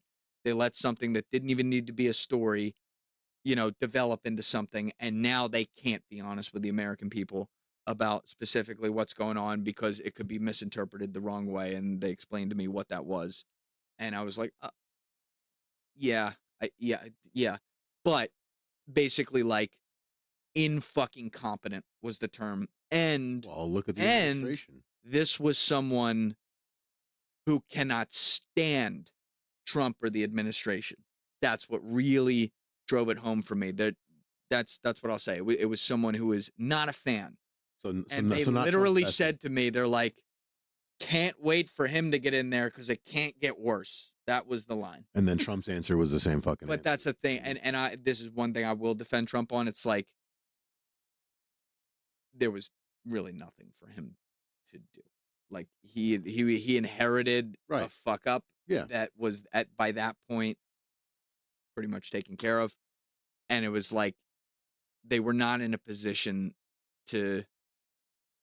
This is what sucks. I get it. Like they weren't in a position to really be transparent on that one after the fact. They could have been transparent before the fact, but I'll cut it there. That's all I'll say. I get it. Yeah, they were saying it was sniffing out bombs, and I go, no, it doesn't make sense because you wouldn't just do it at nighttime. You would do it fucking during the daytime. You do that all day. 24 hours around the clock. And then they literally were showing up at exactly dark. It made no fucking sense. They were coming off the water because we saw the videos on the beaches, and they were with it. And listen, if they were coming from down the shore, brother, they're getting from down the shore to my house in fucking 20 minutes. They were fast. Yeah. Super They were fast. big and they were fast. I was trying to chase one with my drone, couldn't get anywhere near it. And I'm like, all right. Yeah, it's just a weird, just a classic government. Like, if that's one way I can make people feel better, they're not gonna, because I'm not giving details, and I fully. But like classic government clusterfuck, got taken care of, but should have never happened in the first place. That's all. But really the other thing that was throwing me off and made me think it was either rogue AI or, I'm not going to say NH. I hate NH. I'm just going to say aliens. Or aliens was the fact that it was swarming Picatinny. It was swarming Wright-Patterson Air Force Base. It was swarming our Air Force bases and shutting them down. Allegedly, these are the stories we were getting. Allegedly, we're getting these stories. They're shutting them down. But at that time, they were calling fucking everything drones. Even actual UFOs, they were calling drones. So. Yeah, what I was saying is I was like you. I believed my whole life, but I never actually witnessed anything with my own eyes. And then I saw that and my fucking mind was blown. And then I just felt compelled to do stuff UFO oriented. And I jumped into the topic headlong and I love it. But, I'm kind of mixing it. I want to essentially, I don't want to just limit myself to UFOs. We're having a conversation about everything. And that's what I wanted to do, which is great. So that's crazy. You've never seen anything, no ghost experiences, nothing. No. Do you believe in ghosts and all that stuff? Is that something you believe in or no? Something you've experienced, witnessed? I believe that there's energies that stay in places. Do I think that there's like fucking Captain Hook walking down the hallway? Hey, look.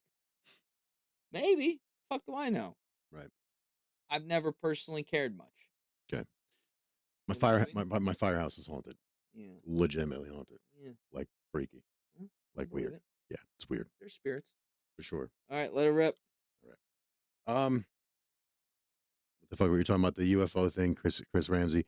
So you're having Chris Ramsey. He's gonna be the last UFO related guest. No, not last. I'm saying I haven't done one. The last time legit we did like a UFO dude was 273 with Elizondo. I put out episode 338 today while we're recording. So like in the past 6 months, I've really stayed away from it. The guys where it's come up in a conversation were, like I said, Riz Verk twice. I had him 274, and then I want to say that was 329 the second time, and then Lee Cronin, who's a DARPA chemist. We talked about that. You know, he's a scientist looking at it from a science perspective.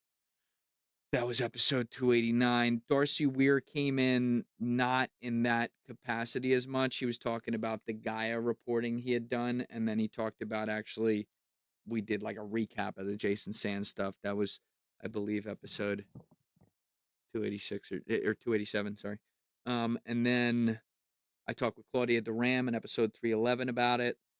And I talked with Brian Keating in episode 325, I think that was, about it. But really like all scientist type stuff. It's not, and it was one topic out of, 15 minutes out of 3-hour podcast where I talked about it with them. So as far as like UFO heads, like, the Stephen Greers of the world or something like that, I haven't had any of those guys in since Elizondo. Would you have Greer? Would you have Greer No. on? No. No. Why? I think I know where you're going to go with it, but why? But why? Do you think most of his bullshit, or you think it's? He was invited once, and I'll tell you the context. I had in a guy named Nick Pope, who was on the UFO desk for the British government. Mm-hmm. Nice enough guy. I liked Nick. People can judge his opinions for themselves. Stephen Greer's had a lot to say about Nick, with huge accusations publicly, calling him out for things, some of which is verifiably not true, by the way. Just destroying him publicly on all these shows and whatever. And I don't fuck with that unless you go do it to their face. If you do it to their face, hey, all right, cool. That's good. So you set it up like, all right. So that shit now, son. At the end of my podcast with Nick, at the very end, that was episode 179. At the very end, I asked him about Greer, and he was typical, like, gentleman British guy about it. He goes, well, he doesn't like me very much, but, and, he was like, it's like, he makes some claims about me. I don't know why he does that. And so a few months later, I called Nick, and I said, Nick, and Stephen Greer was familiar with my show, because he was definitely familiar with my show. Fucking Julian Dorey, you have 1 million sub, probably, of course. But I didn't at the time. I probably had like 600,000 at the time. This is spring 2024. Oh, that's but all. I had Sean Ryan on my show. He had been in there with Sean a couple times. He was very familiar with one of my best friends, Danny Jones. So I had James Fox on the show. Those episodes went crazy. So he probably knew my show. I can't say that for sure. But I call up Nick because I don't like when people do that to other people. But I'm like, all right, if Nick really is still a spy, which is possible, he worked for the fucking British government, I'm open to that. Right. The claims, to be clear, that Greer was making went well beyond that, by the way. I'm like, fine, let's get him in the room together. So I call up Nick. I go, Nick, if I got Stephen Greer here, would you come here and do it with him to address the claims against you? He goes, absolutely. Time and place. Tell me when. Like, right away. I was Say like, when, bitch. I love that. I was like, I love that. Say all when. right, great. So I'm like, Nick, you understand, I'm going to be a moderator, and like the truth will be where it lands with people. I'm not going to sit here and like help you out. It's going to be even. And he's like, no problem. Yeah, I'll come in and do it. I'm like, okay, great. So I contact Stephen Greer's people, and they sent me back an email that said something along the lines of, unfortunately, Stephen is not going to have time to do this podcast now or at any point in the future, which means he's not going to do it. No, I understand. So that's like a kind of a go fuck yourself. I don't fuck with people who do that. Right. And I don't usually talk about people publicly especially people that I don't personally know. I stay away from that. I got no problem saying that about this guy, because if you write checks that your ass can't cash, then you shouldn't be writing checks, malaka. Like that's what it is. And that's how I feel. So yeah, you know, if he wanted to come on with Nick Pope, I would do that. Okay. Yeah, that offer would still stand. Yeah. Is what's the wildest rabbit hole you've gone down preparing for an interview? Like, what do you do for prep for an interview? You actually deep dive for the interview? No. You wing it? What do you do? No, I wing them. It's a very rare one that I prepare. It's like I can count on one hand the ones I prepared. What I do, I don't, you know, people do it all different ways, and like different ways work, and that's what makes shows great. You do what works for you. My friend Dalton Fisher does insane preparations for his guests and does an amazing job and asks incredible questions. You know what I mean? Like, that's not me. Mine is like a pure conversation. I like it real. But I do have one thing that helps a lot that I'm grateful for, which is I have a photographic memory. So great. I can pull things. So I have a production list before a guest comes in, right? Like, turn the light on, make sure the volume is on this or whatever. Like, me and my producer Joe go through everything. That, you know, double check it all before we hit the cameras and go on, so we don't have to think about it. And so, you know, half hour before the guest gets there or something, let's use Chris Ramsey as an example because he's going to be coming in, right? Okay. I'll be like, okay, who do I got coming in? Chris Ramsey. Great. All right, so Chris Ramsey. I'll type in Chris Ramsey. I'm just typing these words on my doc. Then I'll type aliens, UFOs, history since World War II, orbs, drones, December, and I'll think of 20 more terms, something like that, just exactly along the themes of what you just said. Like, I'll think of some stuff like Danny Sheehan claims S4, shit like that, and I'll just have these pump in my head, and then it's like thematically my brain has now switched into where that person's world is. This is when I have like an expert coming in on I got topic, right?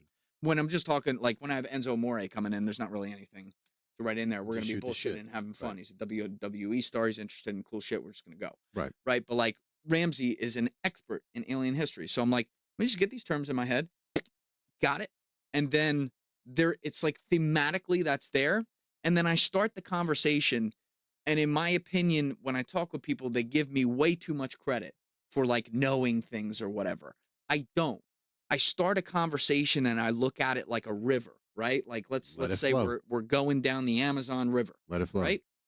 I'm going to start it on the main part of the river, get them talking because whoever's sitting there, I invited here and I'm genuinely interested in having them. Mm-hmm. And then based on what they're saying, my curiosity gets spiked and we create estuaries off that, which create estuaries off that. And it goes all like this and it works and it's live and that's what it is. And then if we get to a point, you know, 100 minutes into the conversation where we've kind of beat the shit out of a loop and suddenly like there's a moment where I can totally shift it. And you know, this happens probably 3 times on average a podcast. Mm-hmm. I may in my head have that like thought of like, remember I typed in Danny Sheehan S4? You know, Chris, I had Danny Sheehan in here for episodes 245 and 246. He was talking about down at S4 with like, and now it's just there. Like that's how I do it, you know? So it's worked really well, but I will say, without saying what it is, because I'm going to keep this one tight till we drop it. There's a podcast I'm looking at doing where I'd be a moderator, which is not Greer and Pope, by the way, though I would do that one, you know, that we're looking at doing later this fall. That is on a really tough topic. And that one I will absolutely prepare for. Dope. Like, and also this needs to be said as well. Let's say like my friend Joby Warwick, who's come in a few times, right? Mm-hmm. Pulitzer Prize winner. I've read his books. Okay. I'm a fan. That's preparation. Yeah. You know what I mean? So like, I'm a book reader too. Yeah. Like if I bring in Tommy G, I've watched his videos. I'm a fan. Mm-hmm. Like that was my boy, and he's my boy now. But like I was a fan of him. So like that's preparation. So in those respects, yeah, you're prepared in that way. But do I sit down and compile questions or have a goal of what I want to get out of it? No, my brain. I'm a creative. My brain doesn't work like that. So I use ChatGPT to come up with some questions, and then I just let you go. I was going to say I haven't even really seen you look at it. I haven't been. You've been rolling. Yeah, I haven't. So been. like it's most of my shit is ad lib, but I want it to be prepared. You're like the biggest person I've had in here besides that dude Chaos Mogul's a friend of mine on YouTube. He's got a big. He shows. Have you seen him? I don't think so. He's funny as shit. He just does video. He's real funny. I'll send you. Well, you probably don't have time. I'll take a look. Yeah. All right. He's got 500,000. He's a Spanish dude, Latino dude. He shows like a lot of alien videos online. And what do you guys think? He's just funny, but he's real cool. But you know, for his stuff, I like doing that with his stuff. So that's it. I try not to like, yeah. For bigger dude, I want to, you know. I will say this, especially as but I didn't even look at them. As we grow and I get more help, and because like me recording the podcast, I put out 2 episodes a week on average, right? That's about 6 hours. If you take into account the full recordings that happen there, it's about 8-9 hours a time. I work, 90 hours a week, 100 hours a week, something like that, because I work every single day. Even when I'm hungover on Sundays, like I work, I'll put in 5 hours on a Sunday. Like, it is such a small percentage of all the other things I do. My goal is to make that the main and eventually only percentage. And when that's the case, producer, yeah. I absolutely would like to prepare for more podcasts because I think it'll take it to even a whole nother level. What I don't want to do is ever over prepare or come up with questions. No, not that. Just like come up with questions. I will never do predetermined questions. I will never do shit like that. What do I want to get out of this? Just like from perspective of like when I have someone in who's got a book coming out, I can actually read the book before they come in. Right. Or something like that. Yeah. Like I want to be able to do that. I think that will help the show. I've been very lucky to make it work the way I've made it work to this point. But you know, you want to improve. There's so much room for improvement in fucking everything I do. You know, so we just got to keep leveling up. How do you find your guests? Do they reach out to you? Or? So random, bro. Most of the people that don't reach out, because like the average reach out I get is like, yeah, no. Like it's like, hey man, you know, and just makes up some story about something. But once in a while, like I got one the other day, I was like, ooh, all right, cool. Yeah, I'm interested in that. That sounds great. You've had the cartel shit on there that I saw. I'd be kind of nervous touching that, bro. The cartels, they don't fuck around, dude. They don't fuck around. You don't worried about doing that? They don't, but I don't think we've really taken. I don't think those are good podcasts. They've been a lot of fun to do, informative. They talk about some tough things. They got good views too. But a lot of them, I don't think we reinvented the wheel or talked about stuff that's not being talked about in other places. The one I recently did with Kat Schultz did. But that also, she went then on a lot of podcasts and discussed it. So that's what I mean. Once something gets out in the ether, it wasn't exclusive. They don't care about the medium. What they do care about is the voice. And like I worry about Kat going down to Mexico and stuff because like, you know, she's getting to some stories that are not. Yeah. So like, yes. Do I worry about the Eds and, you know, the John Norrises even who report on stuff on this side of the border vis-a-vis the cartels and the Kat Schultzes and stuff? Do I worry about their safety? Yeah, I do. Even Ed Calderon, who's the fucking veteran and so well known on like, you never know. But like, yeah, I mean, when you're going on a bunch of shows and stuff, that I guess I never say never, but I don't think the cartel. That'd be too much whack-a-mole for them. There's a limited number of bilingual journalists who go across the border and back and tell the story. Right. That's far. Right. That's where I worry. You know. But then I had on Johnny Mitchell who goes back and forth a bunch. It's like, bro, it's perfectly fine. Yeah. Maybe. I don't know. This is crazy. You know, but balls of steel. Absolute balls of steel. Yeah, that's fucking nuts.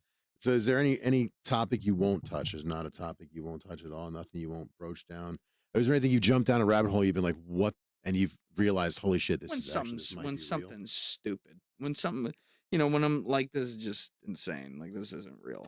I can't think of an example right now. But when you see something that's just like so stupid, yeah, like I won't do that. And what's your take on all this cancel culture bullshit coming from the right, as opposed to, you know, obviously a couple months ago was the left. When the shoe's on the foot, the boot's on the throat. That's what I've always said.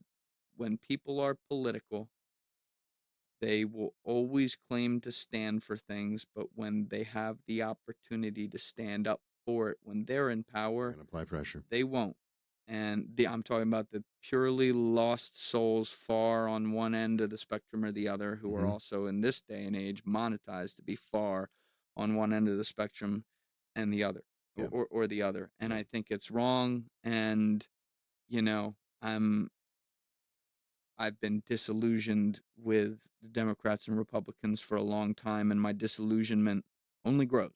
Mhm. It does not, it has never improved. Right. Right. Really, at any point I can think of. And That's not the I've truth. been someone who was liberal and conservative and liberal in my life, and I have, when you really look at my stances and have me break things down, I genuinely really do see things at the middle ground of how they are. I talk about it all the time because it is truth. But when you look at one of the universal laws of physics, for every action, there is an equal but opposite reaction, which creates equilibrium. And somewhere along the way, mankind convinced themselves that that does not apply to ideology, thought, and communication. I say otherwise. I think it does apply to it. And I think that there is an equilibrium to things. I think there is a way to say, hey, it could be a little bit of this and a little bit of that. Are there certain places where it's like it's more this way or it's more that way? Maybe. I'm not the judge of that, but I think I really do think we got to stop othering each other online, which is where it happens. And I hate the team of politics. They've turned politics into gladiator blood sport behind keyboards. Yeah. And I can't stand it. Like, if you It's notice, coming to real life too, though. It's if not even you just notice keyboards. on people my getting show, murdered. the majority of the politics, quote unquote, that's covered is geopolitics. Mhm. I don't really fuck with much domestic stuff because it's not It causes too much. It's too much it's not even polarizing. interesting. Yeah, It's polarizing. polarizing. It's not even interesting to me. You know, do I think we've had culture problems back and forth? Fuck yeah. You know, I think woke culture was crazy. Yeah. I think the opposite of woke, you know, is also probably going to be crazy. Yep. It's just math. It's just physics. Like, how about we just treat each other well? Right. And not police every fucking thing people say and not mistake, you know, words for intention. Correct. You know, there's just, it's stupid. We were canceling people for singing rap songs out loud. Right. Right? Like, that's not racial intention. But if someone walks up to like a black person and drops a hard R in their face, okay, all right, yeah, there's intention there. Yeah, like a pirate, like har. Yeah, it's har not, me hearty, like, whoa, it's bro. not woke relax. to say that. Right. Like, why are these two things so hard for people? Right. Both of them can be the truth, right? And Yeah. I've just seen society, because like in my job, part of my job is I watch society and I hear from people. I've had people from, I think, it's going to be 6 continents soon. They've been on my show. Great. Right? Like, I've had people from all over the country, all walks of life, genders, races, religion, whatever, you name it.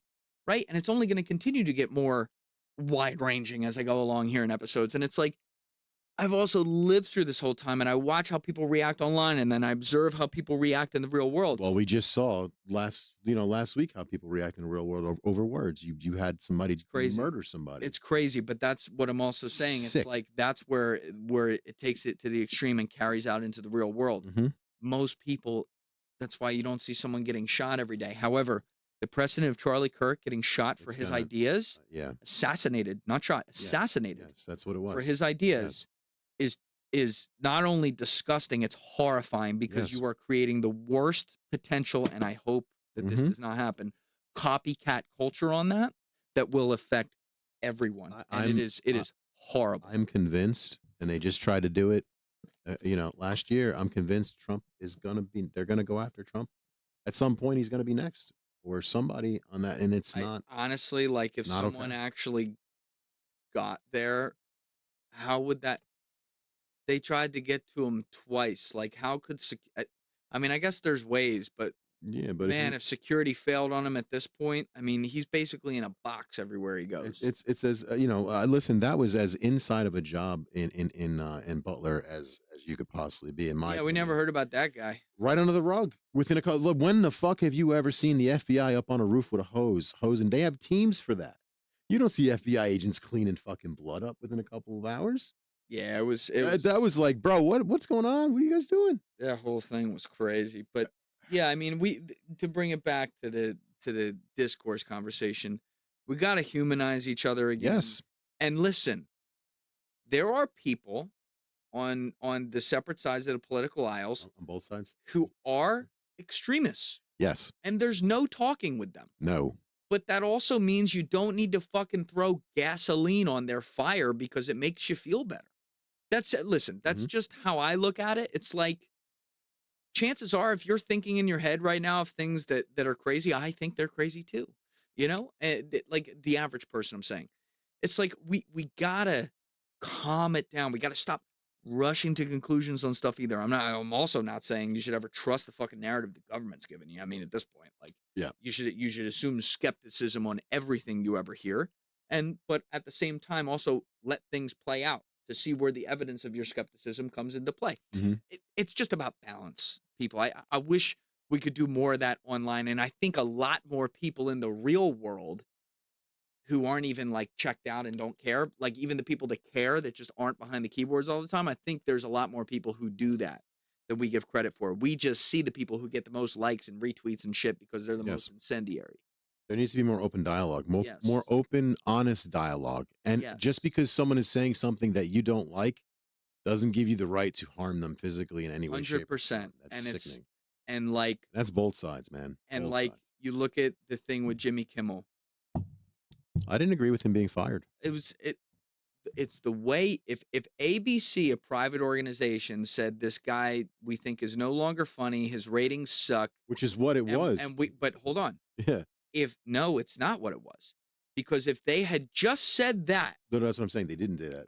But that's what the issue was. He sucked. He wasn't funny, and his ratings sucked. And they could have fired him. Right. But when the fucking FCC guy who serves at the pleasure of the president and is appointed by him goes out and puts pressure on them while Disney has a merger they're waiting to get through to fire a guy who said something that I think is objectively wrong. I don't think Tyler Robinson was MAGA, to be clear.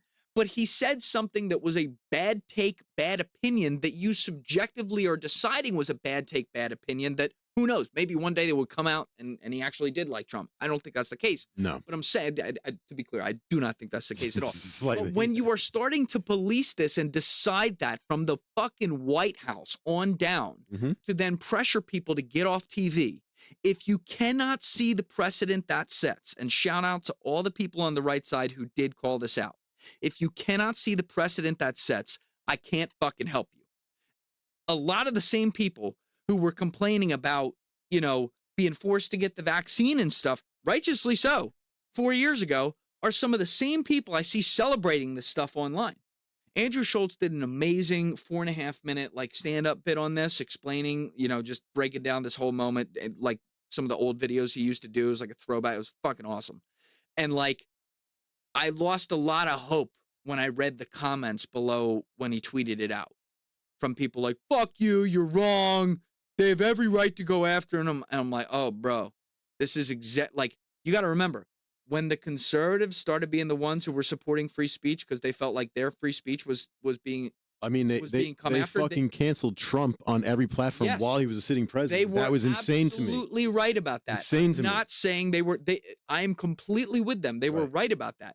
But what I said to them at that time is I said, you do understand, even historically, it's been conservatives who infringe on the free speech of the liberals in the past, which, by the way, it's happened both ways. But I was saying at the time to say, hey, your side has also in the past done that. So just keep that same energy when that opportunity comes, whenever that is. And now here we are fucking 4 years later. It's not that long. And like, there are people who are forgetting that. You have the fucking AG talking about hate speech laws. Hey, out of here. Are you fucking kidding me? Right. Well, that's a slippery slope because who are you, Eric Holder? Who monitors what's hate speech? Here's my theory. Here's my take on it. All speech is free speech, no matter what it is. Hate speech or not, it's still considered free speech. You have a right not to hear it. You have a right to walk away from it. You have a right to have an opinion on it. And that person has a right to say it. Whether it bothers you, hurts your feelings, makes you cry, makes your fucking vagina weak. I don't care, or leap. I don't care. It's free speech. You know, I'm not saying that anyone, like you said before, is going to go out just like a pirate screaming hard R's everywhere, because I think that's fucking completely wrong. But if Johnny Appleseed wants to do that, that's his prerogative. But sometimes it doesn't free you from the consequences of like someone coming and punching you in the mouth. You kind of deserve that, in my opinion, by dropping that word. Sure. You know? Absolutely. But that's your right to do it.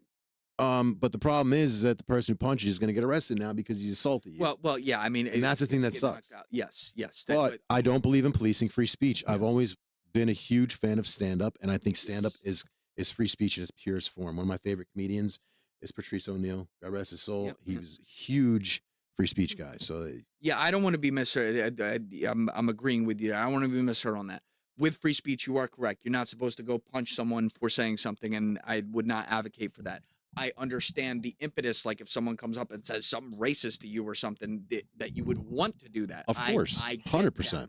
Yeah, unfortunately, this is why I say, and easy to say it from the armchair here, but free speech is painful. Yes. The alternative is far, far worse. When you start deciding one thing that's okay, you can suddenly then decide something that's slightly less incendiary, that's not okay, that's slight, and all the way down till you're deciding what everyone says. And now you can't say anything. And listen, you can't say, for example, bomb on an airplane because the context is different. It's not speech. It's an open threat that is putting people's lives into. That's different.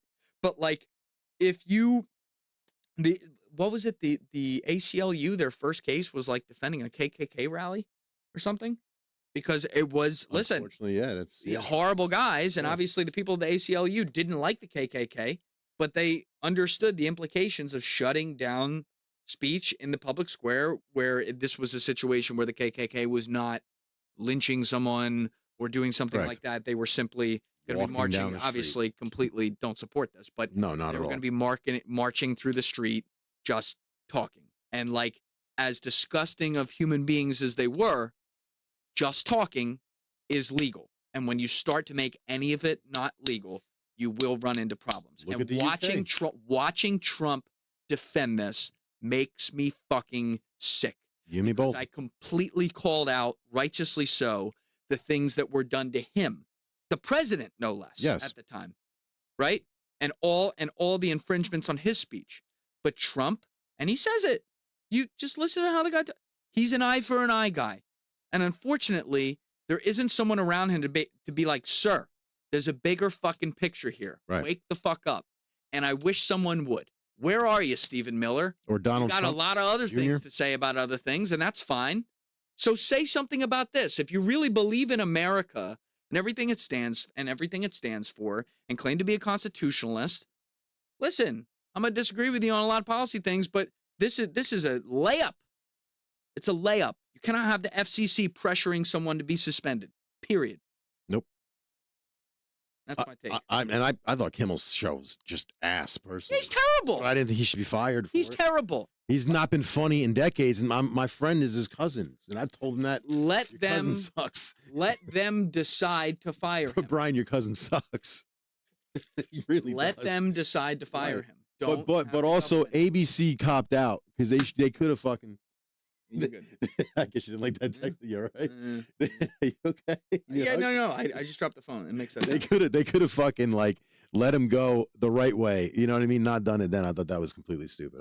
It's okay. the whole thing smelled, and like I said, there were a lot of people on the right side who called it out, and I appreciated that a lot. Yeah, I was one of them. I'm more yelling at the ones who didn't, but there should be credit given. There were a lot of guys who called out and said this is wrong, but.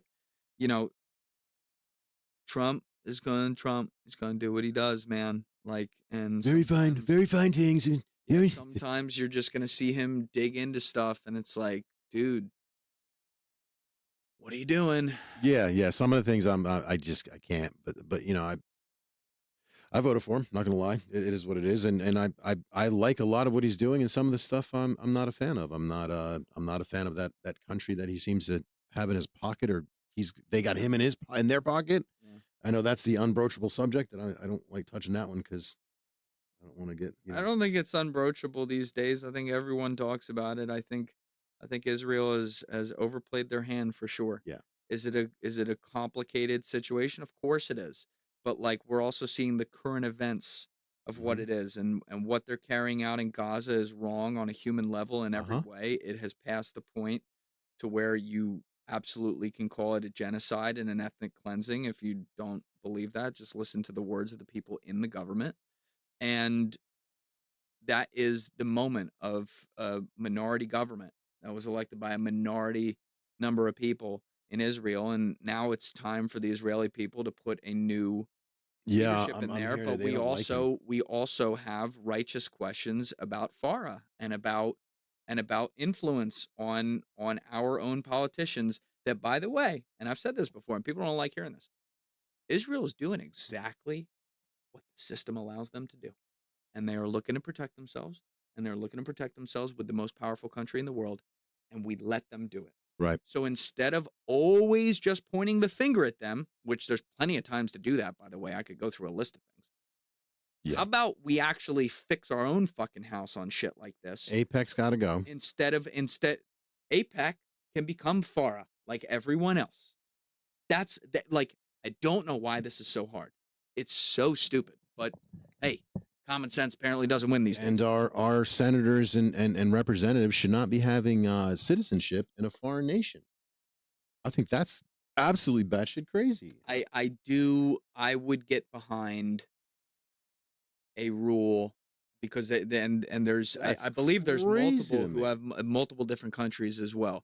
I would get behind a rule that if you're going to serve at the congressional or senatorial level or executive level of the federal government, you can only be a citizen of America. I would get behind that rule, I think. I need to think. I haven't thought about that one hard enough. I need to think about that more. But like off the top of my head, I would get behind that rule. Yeah, like, I don't think Brian Mast, an elected representative of a congressional district in Florida, should be wearing an IDF uniform onto the floor. Now, do I appreciate that Brian Mast served in the U.S. military and lost his legs fighting for America? Yeah, I appreciate that. Like, that's a brave thing. But then he also, like, I don't even remember the full history, but like, he served with them and he wears a foreign. Listen, dude, I'd have a problem if it were a British uniform or like some close ally. I don't give a fuck who it is. If it's Canada, like, you're in America, you're serving American people. Wear a fucking American suit. I don't know. I don't even care if it's made in China, bro. Like, wear something that doesn't. I'm right there with you. I'm very pro America, very America first guy. It's stupid. Which is one of the things that I liked about Trump was he's America first. I think that's huge. I think that's what's been needed for the last 40 years as far as a president. We haven't had a president that's been this pro-America. But yeah, I don't like the anti-American sentiment and fucking covering another country and serving. Nope. And that other 50 states of Israel thing, that blew my mind. Did you see that picture? It was 50 states, one Israel or something? Yeah, where they were all visiting. It's just dumb. Yeah. It feels like, sometimes it feels like they're just doing it to create memes. It's like if I were on the PR team at Israel right now, if I were brought in to be on that team, I would go to whoever runs that team and say, you need to fire everybody. Like the lack of reading the room going on in that department has been comical for a long time now. It's like they do things that just do not help their cause. Not only do they not help their cause, they continue to dig themselves a deeper hole with everyone around the world.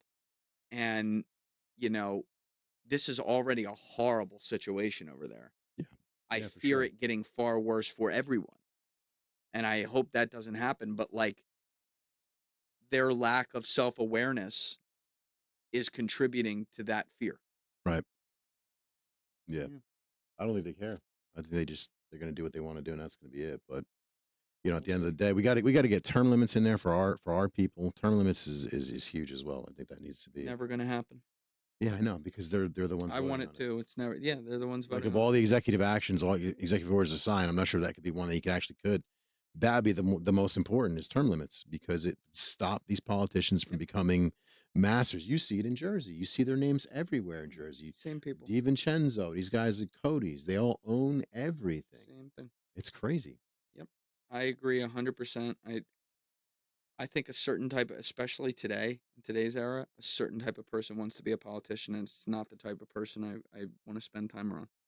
I agree with you. I think when you put your hope in a politician, something's gone very wrong in your life at this point. I wouldn't have said that maybe a decade ago. But at this point, when you're like, this person, they get me. No, they don't. Usually I do not like generalizing things at all. Mm-hmm. when it comes to politicians, that's one place where I will break that rule and know I'm breaking it when I'm talking about it and be like, yeah, I'm all right with that. Do you watch much news stations? 'Cause I don't watch a single. I used to. I don't. I used to watch everything just to see what it was. Now the best I do is I'll see the clips from MSNBC, Fox News, CNN come in the feed, and that's it. I can't tell you the last time I used to. I can't tell you the last time I turned on the TV and said, all right, let's have CNN on for an hour. Let's have Fox on for an hour and just kind of see what they're saying. I haven't done that in a while. It's Operation Mockingbird. You're watching that shit in real time. You're watching the government's nonsense being spewed. Yep. I mean, thank you so much for coming. This was fucking amazing. I can't appreciate this more. Dude, of course. I thank you. Everything you said was amazing. I'm gonna have it edited, have it up pretty soon over the next couple of days, probably. Love it. You were outstanding. Thank you for having me, man. This is a really, really cool studio you have right here. I love the story with you and your son, like the father-son thing as well. That's awesome. Thank you. I know it's different. I know it's not like usually you probably walk into like well-lit rooms. The whole concept is we're in an arcade. No, this is cool. This is like, it's like laid back. It's its own thing. I've never been in something. These are low-light cameras, so they're pretty good. Yeah, I see the lighting. It looks awesome. Yep. All right. Thanks for having me, Vito. Thank you so much, brother. Thank you.